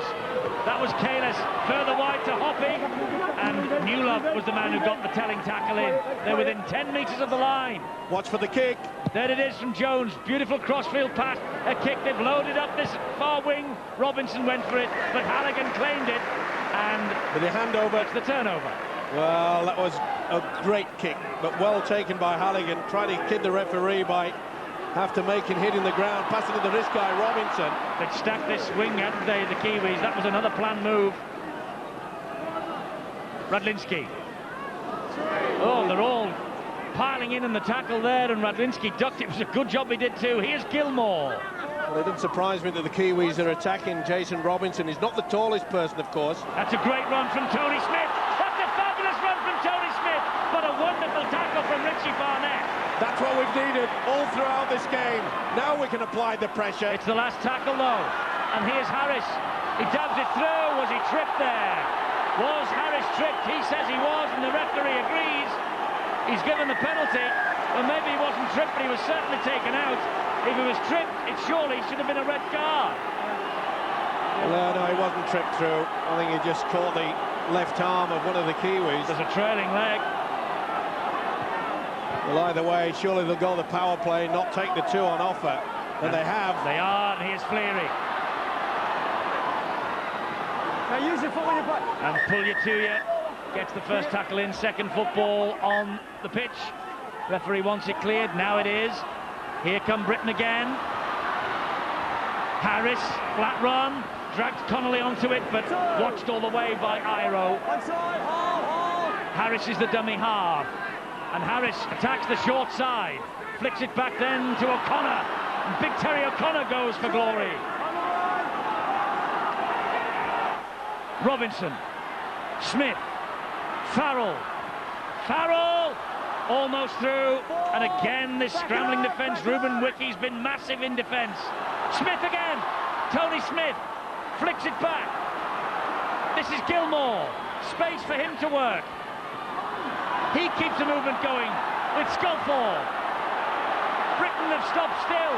Harris waiting to prize the opening. It comes to Fleary. Play on. Fleary did well there, he juggled it, but it was in a backward motion. That's the last one. Oh, Pongia trying to get one into Fleary. No love lost there. Here's Farrell into the in goal, looking for Senior, the big man. Bounces, try, put it down. Newlove put it down. No try. Will it be deemed a knock-on by Great Britain? Hoppy under a lot of pressure from Senior, and I think it came off Senior's hands. Well, it definitely came off Newlove going forward as well. Well, what a great kick. But a tremendous fight back by Great Britain. All that hard work, though, it was just one lapse in concentration that allowed the 2 Pauls to combine. 0891, 33-13 for the man of the match. At the moment, it's the Henry Paul, it's the Stacey Jones try created by Henry Paul that separates these two sides. Who's your man of the match? 0891, 33-13. Yes, you did. You did have a go. Ball stolen. Penalty New Zealand. Sheer desperation there. Britain realising they need the football very, very quickly. Sculthorpe was the man that was dragging the ball away. He was spotted by Bill Harrigan. Tense times for the coach and his assistant. Looks the calmest man in the McAlpine Stadium, though, Andy Goodway, doesn't he? Cunningham's back on the bench with the head bandaged and some stitches in the eyebrow. The news from Bill, though, he's not going to appear in this remaining 8 minutes or so. Well, he was quiet in the first half, but he certainly did his bit whilst he was out there in the second stanza.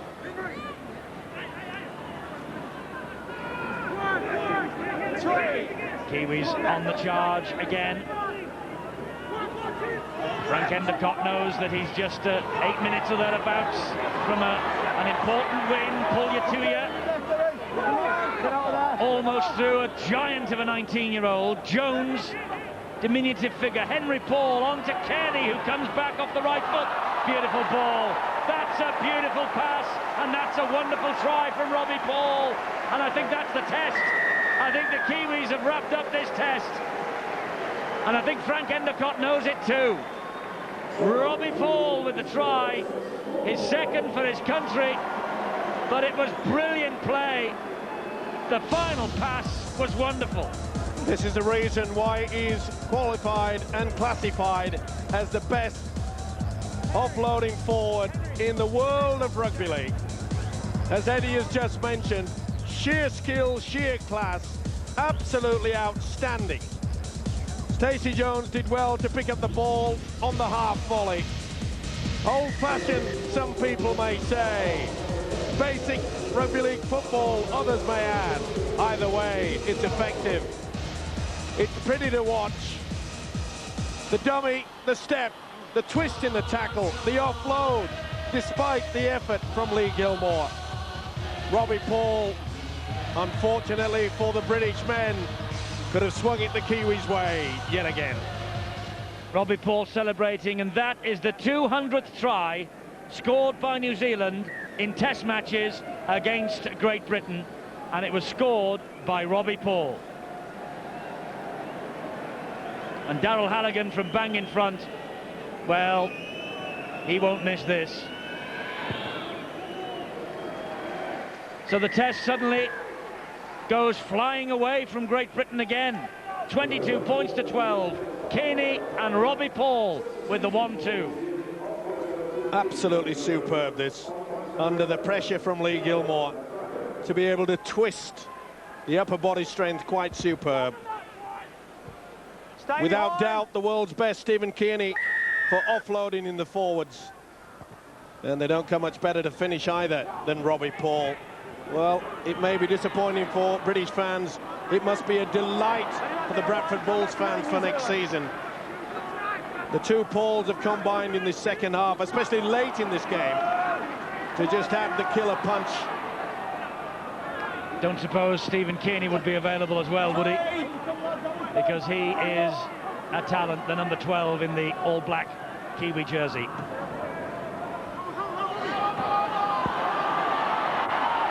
This now is Simon Horton. 5.5 minutes to go. Can Britain mount yet another comeback? Harris with a little step keeps the ball alive to Cowie on the bounce. He then hands it on to Horton.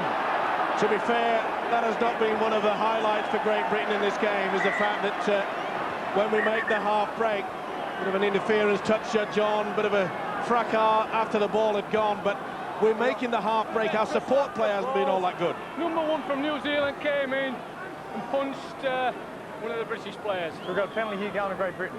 Yes, it's number 1.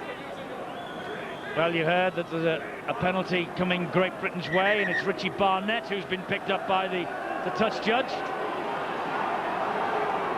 Well, he's called time off. Smack, so just get out of the game, all right?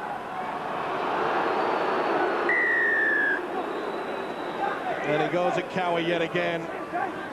Hit him with a big one. Cowie is offloaded, and the fullback decided to have another crack at the big prop forward. Terry O'Connor plays the ball to Tony Smith, and it goes to Farrell. Here now again is Harris. Back it goes once more to Smith. Radlinski did well to hang on to that. Here's Newlove. Newlove, whose try breathes hope into the British camp. Senior. Well, he's played his part as the winger Keith Senior. They've got to keep this ball alive at all times now. Got to take the gamble. Just keep it going. Here's keep Harris. support. Harris again to Gilmore.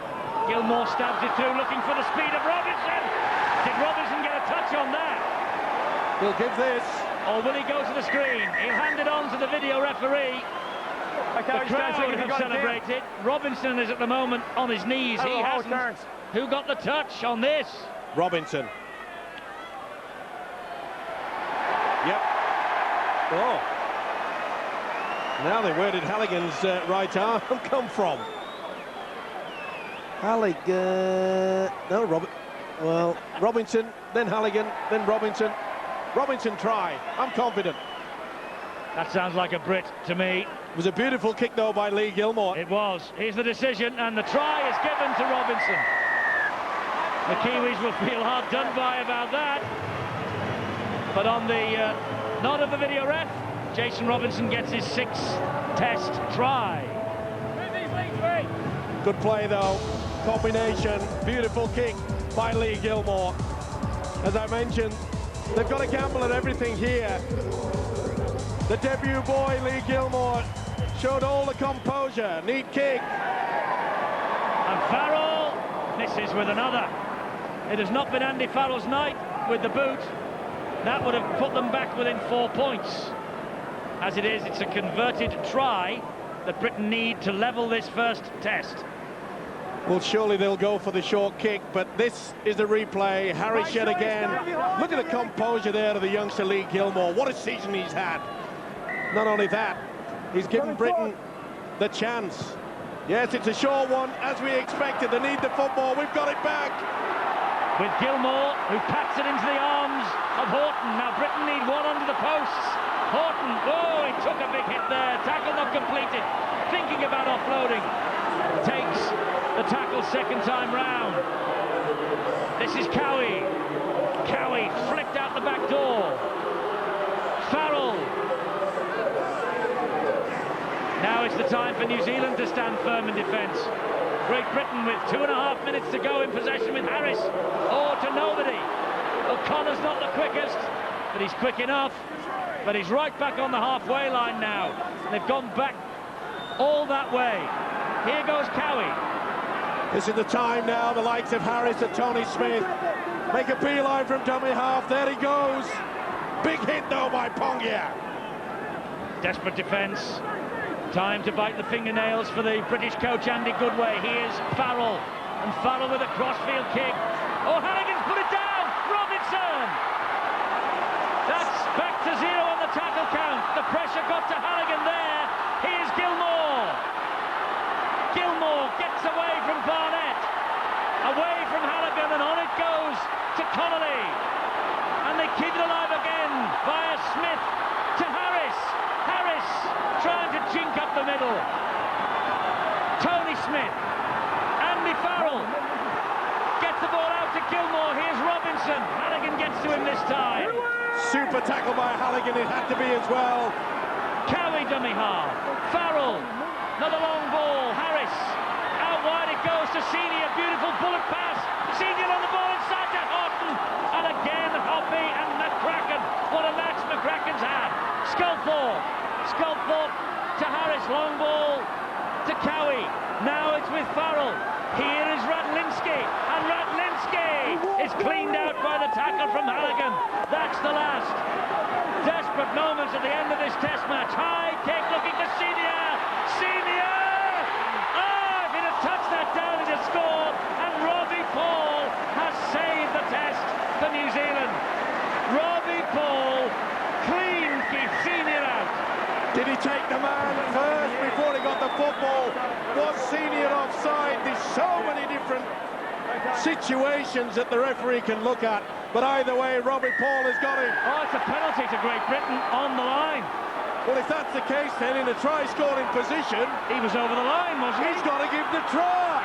He can't just give a penalty there. In a try-scoring position, the try has got to be given. He's deemed that the man has been taken out before receiving the football. TRY time. Well, it isn't, and Great Britain have got to come again with Cowie. And Cowie, Pongi is all over him, and Pongi is swinging punches. Smith from dummy half, back it goes. Desperate moments in this last Test. Ball flicked to ground, hacked out this way. Here comes Connolly. 6 seconds remaining. Robinson still. Great tackle. There's the siren. That is the Test match, and it belongs to New Zealand on this occasion. But there is controversy reigning here again surrounding Bill Harrigan and his touch judge. Senior was penalised. He caught it, we believe, in goal. The penalty was given to Great Britain. But as Steve-O says, if it's a penalty in a try-scoring situation, it surely must have been penalty try. This is the replay. It's try time. How on earth the referee cannot give that is absolutely beyond belief. Robbie Paul has taken Senior out in a try-scoring position. If you take away Robbie Paul, he would have scored. So therefore, it has to be given as TRY. Well, I tell you what, Mr. Bill Harrigan won't get many Christmas cards from me or many of the British players or fans. Henry Paul, though, has played his part. It was a super test match, wasn't it? And talking points from start to finish. You have to ask why Bill Harrigan didn't go, A, for the video ref, if he was that unsure, and B, having taken the decision that it was a penalty, why he didn't give it a penalty try. Great Britain will feel that they have not so much lost this test match, but circumstances have conspired against them. But don't mention that in the earshot of Stephen Kearney. New Zealand have won by 22 points to 16, but there is so much to talk about, so much to look back on. But New Zealand, first blood in this three-match test series. Now then, coming up later on tonight, a reminder for you that we have World Championship Boxing on Sky Box Office 3. Prince Naseem Hamed defends his WBO World Featherweight title against the former WBC Bantamweight champion Wayne McCulloch. For more information on that fight, call 0990 800 888. That's 0990 800 888. Well, we will catch our breath and we will return with Sean McRae and Malcolm Reilly. We have got lots to discuss. We've got lots to talk about, and this, arguably now, the most contentious issue of this first Lincoln Test. Should that have been a penalty try? Every Briton here is convinced. But the Australian who mattered, Bill Harrigan, wasn't.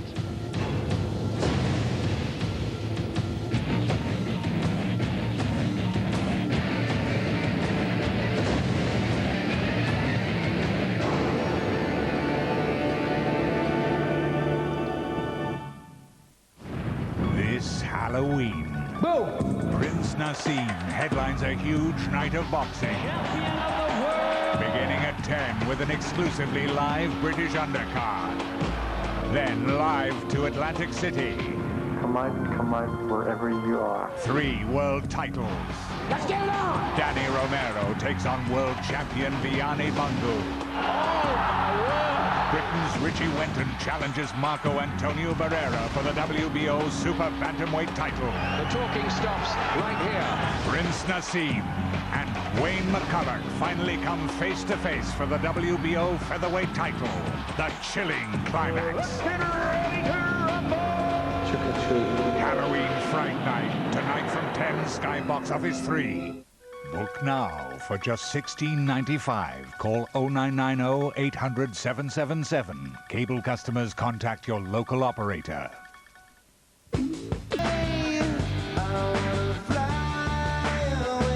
The new Peugeot 206.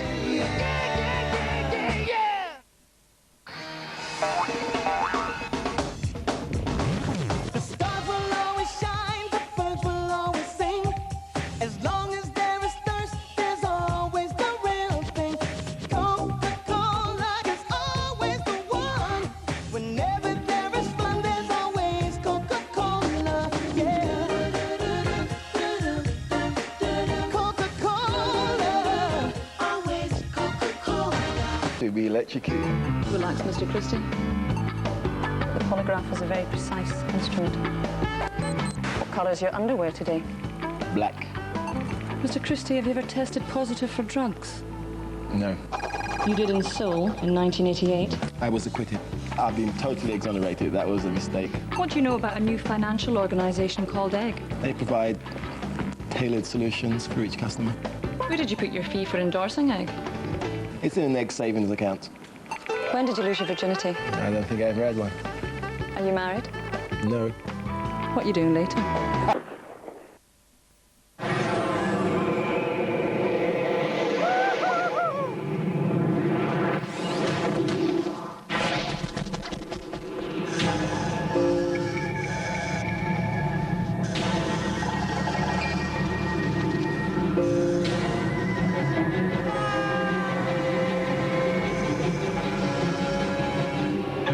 Need a Pentium 2 processor?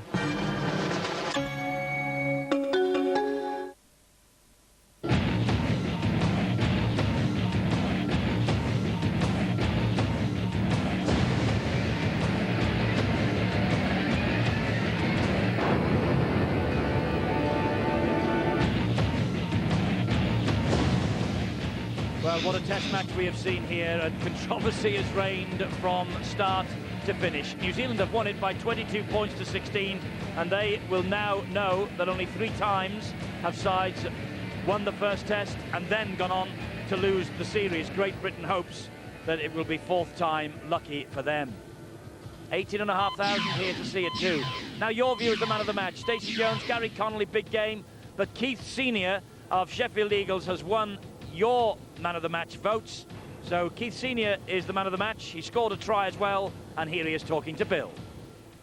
Keith, congratulations on winning the man of the match award from the Sky viewers, but what's the feeling like in that Great Britain dressing room? It's a bit quiet and it's a bit desolate. You know, we were hoping to start the series off with a good victory today, but we gave them a few sloppy tries, and we can take out from this game, but we didn't do the goods.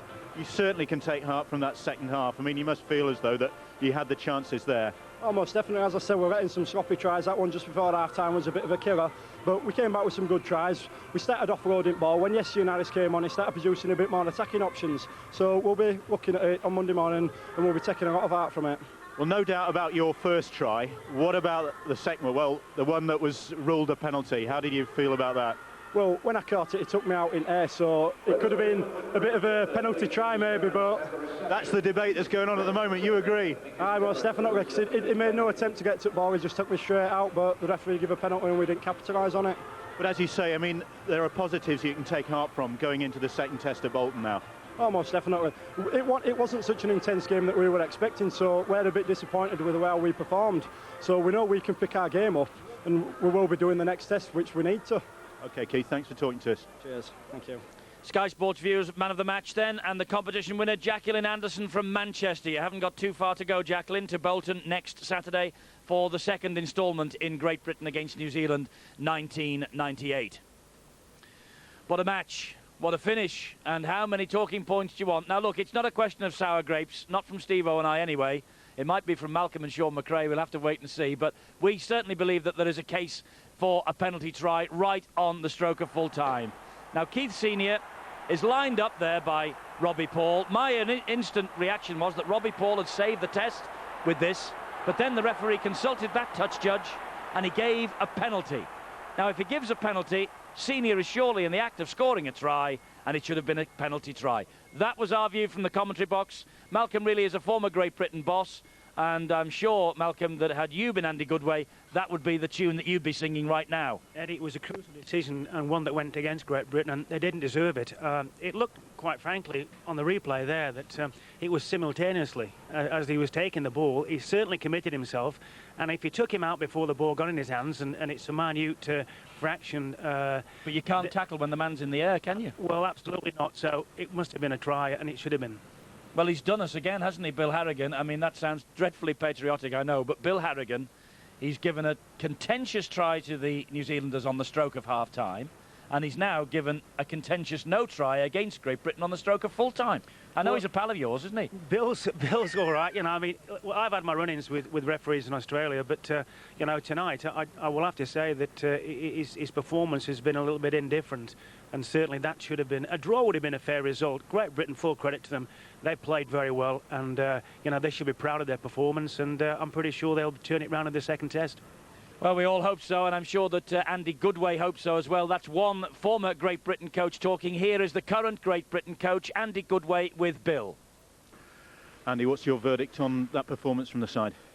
The performance was excellent, outstanding. You know, the players never gave in the task, and we're more than happy. We've seen what we need to see now, and we'll go on from there.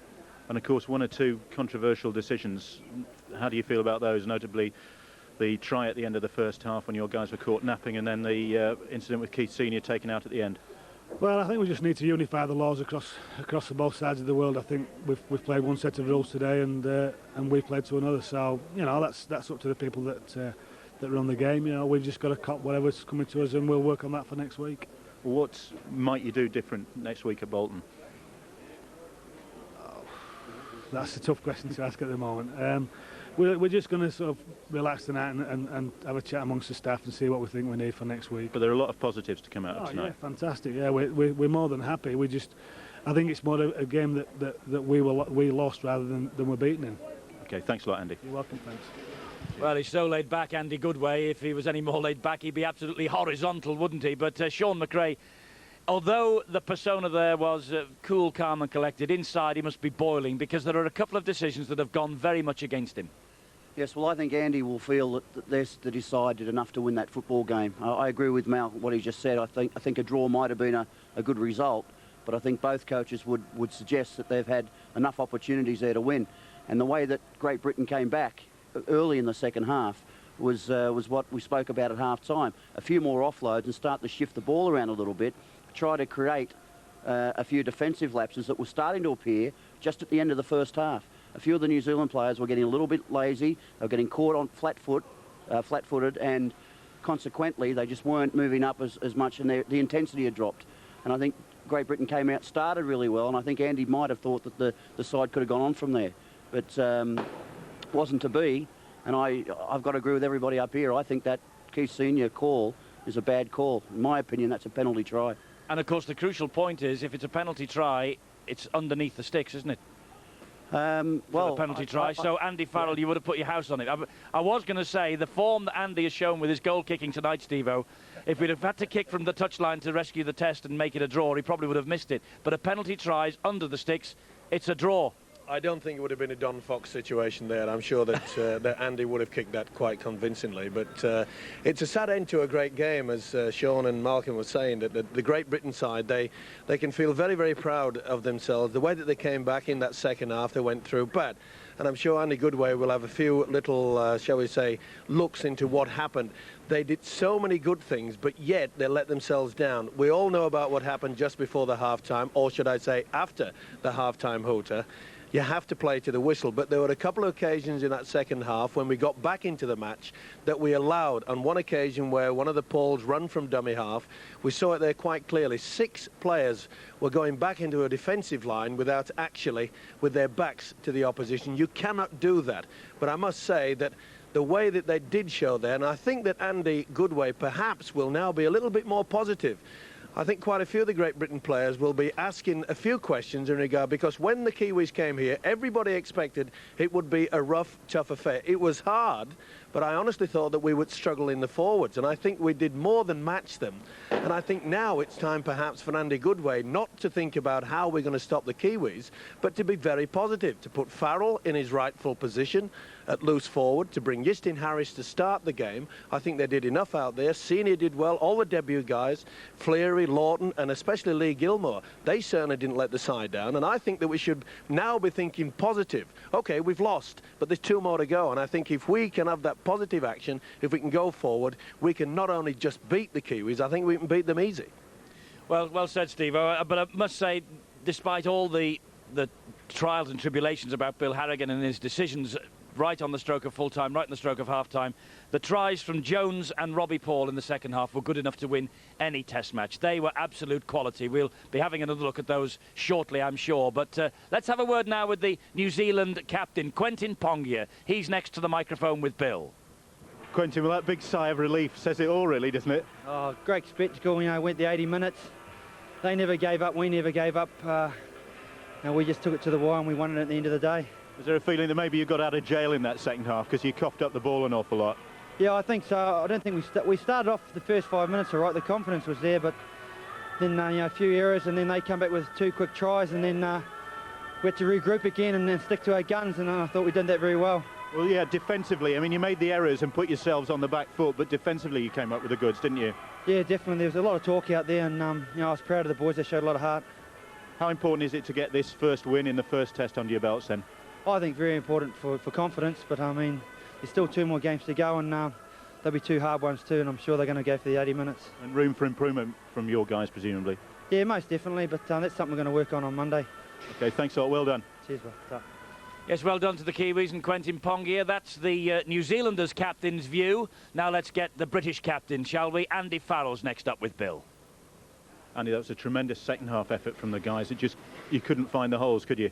No, we played some good rugby at times, but you know, we was playing a bit off the cuff stuff of, you know, that's the system we've had to go with this week, and you know, we'll be a lot more organised next week, and we're looking forward to it already. And yet there were plenty of good things in the game.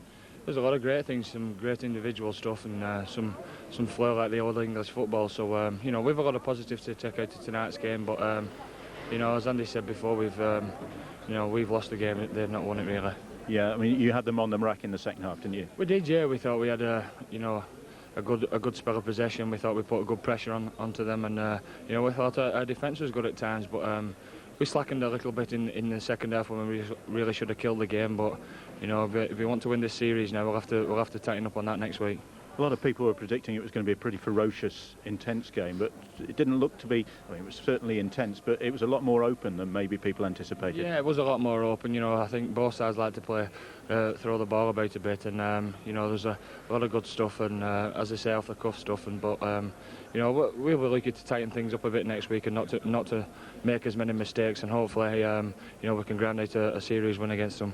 It's going to be crucial now at Bolton, isn't it? Well, yeah, you know, it's life or death for us now, so we've got to play like that, and I'm sure we'll be ready for next week. Andy, thanks very much. Thank you. Yes, already the British are looking forward to the Reebok Stadium, Bolton, when this time next week we'll be picking over the bones of the second test, and let's hope that it is 1-1 and we're going to Watford for the big decider. Well, the match ended up in New Zealand's pocket. They won it by 4 tries to 3, but in the second half, Great Britain scored 3 tries to the New Zealanders 2. Steve-O, take us through it. How on earth did the Kiwis win this test match? Well, I think they could have actually wrapped it up very early in that second half, because it was a wonderful break that put them in the position to perhaps win it there. And it was Robbie Paul, a break from dummy half. Several breaks from this fella in this second half just tore the heart out. But this pass to Hoppy, and I think at this point they were reeling 12-2. I think this really would have just put us down for it. But we got away with it. And then we had the break from Connolly. Superb stuff, this. Now, Great Britain made 10 clean breaks in the second half against 2 in the first, and that was so important, and that's why I think we don't have much fear. We have to be so positive. We can go forward. We have shown that if we get the ball out wide, and the reason why we did that was because Harris was instrumental in combining, getting the ball out wide, and that's the reason why the 2 centres, including this fella Newlove, he just got tripped up there by an excellent tackle by Swan. And then here it came. Look at this. Superb offload by Joint. Kieran Cunningham. Strength here. Sean Hoppy, who had a bit of a nightmare in positional play. And Senior, who had a fine match. Certainly didn't let the side down. He knew exactly what to do. Carried the ball in the right arm, or should have said the left arm, so he could fend with the right. But it was right on that occasion. And then the Harris pass. Look at that. Superb. Newlove. As I mentioned, Hoppy, not the best night for him. He went chasing the dummy. Newlove went chasing. And Great Britain at this point, they were well and truly in it. But this is skill, isn't it? This is the impact. And watch how they come out about it now. It was held up close. They did well the defence. But watch for the next one. You can see Cunningham. He was injured in that effort. Jones. The run from the dummy half, as I mentioned, the 2 Pauls combining certainly hurt the British fans. It will put a cheer on the face, I'm sure, of the Bradford Bulls. But Stacey Jones, one of the best support players in the world, sniffs out a try from anywhere, but he knew exactly what was happening. That was wonderful play. And probably the best moment of skill throughout. Maybe I'm an ex-forward, but I can assure you this was beautiful to watch. Look at that. They don't call him the best offloader in the world for nothing. Kearney and Robbie Paul quite happily to accept that. Well, we all thought it was over then, but full credit to the British boys. They really showed a lot of spirit.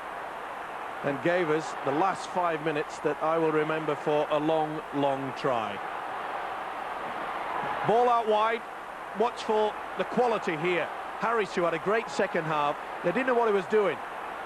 Took the defence, and Gilmore, talk about composure in his very first test. Beautifully weighted kick. Robinson gets through. No doubt in my mind that Robinson got it down. And then we'll all go home thinking that Australian referees are not the best in the world. That is deplorable.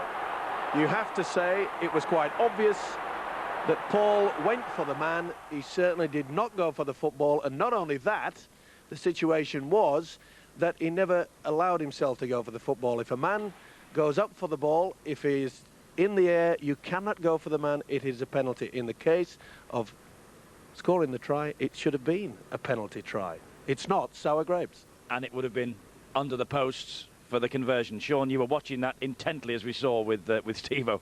I'm just wondering, Eddie, if there's a possibility that the touch judge has said that the ball was first taken in the field of play and not in the end goal.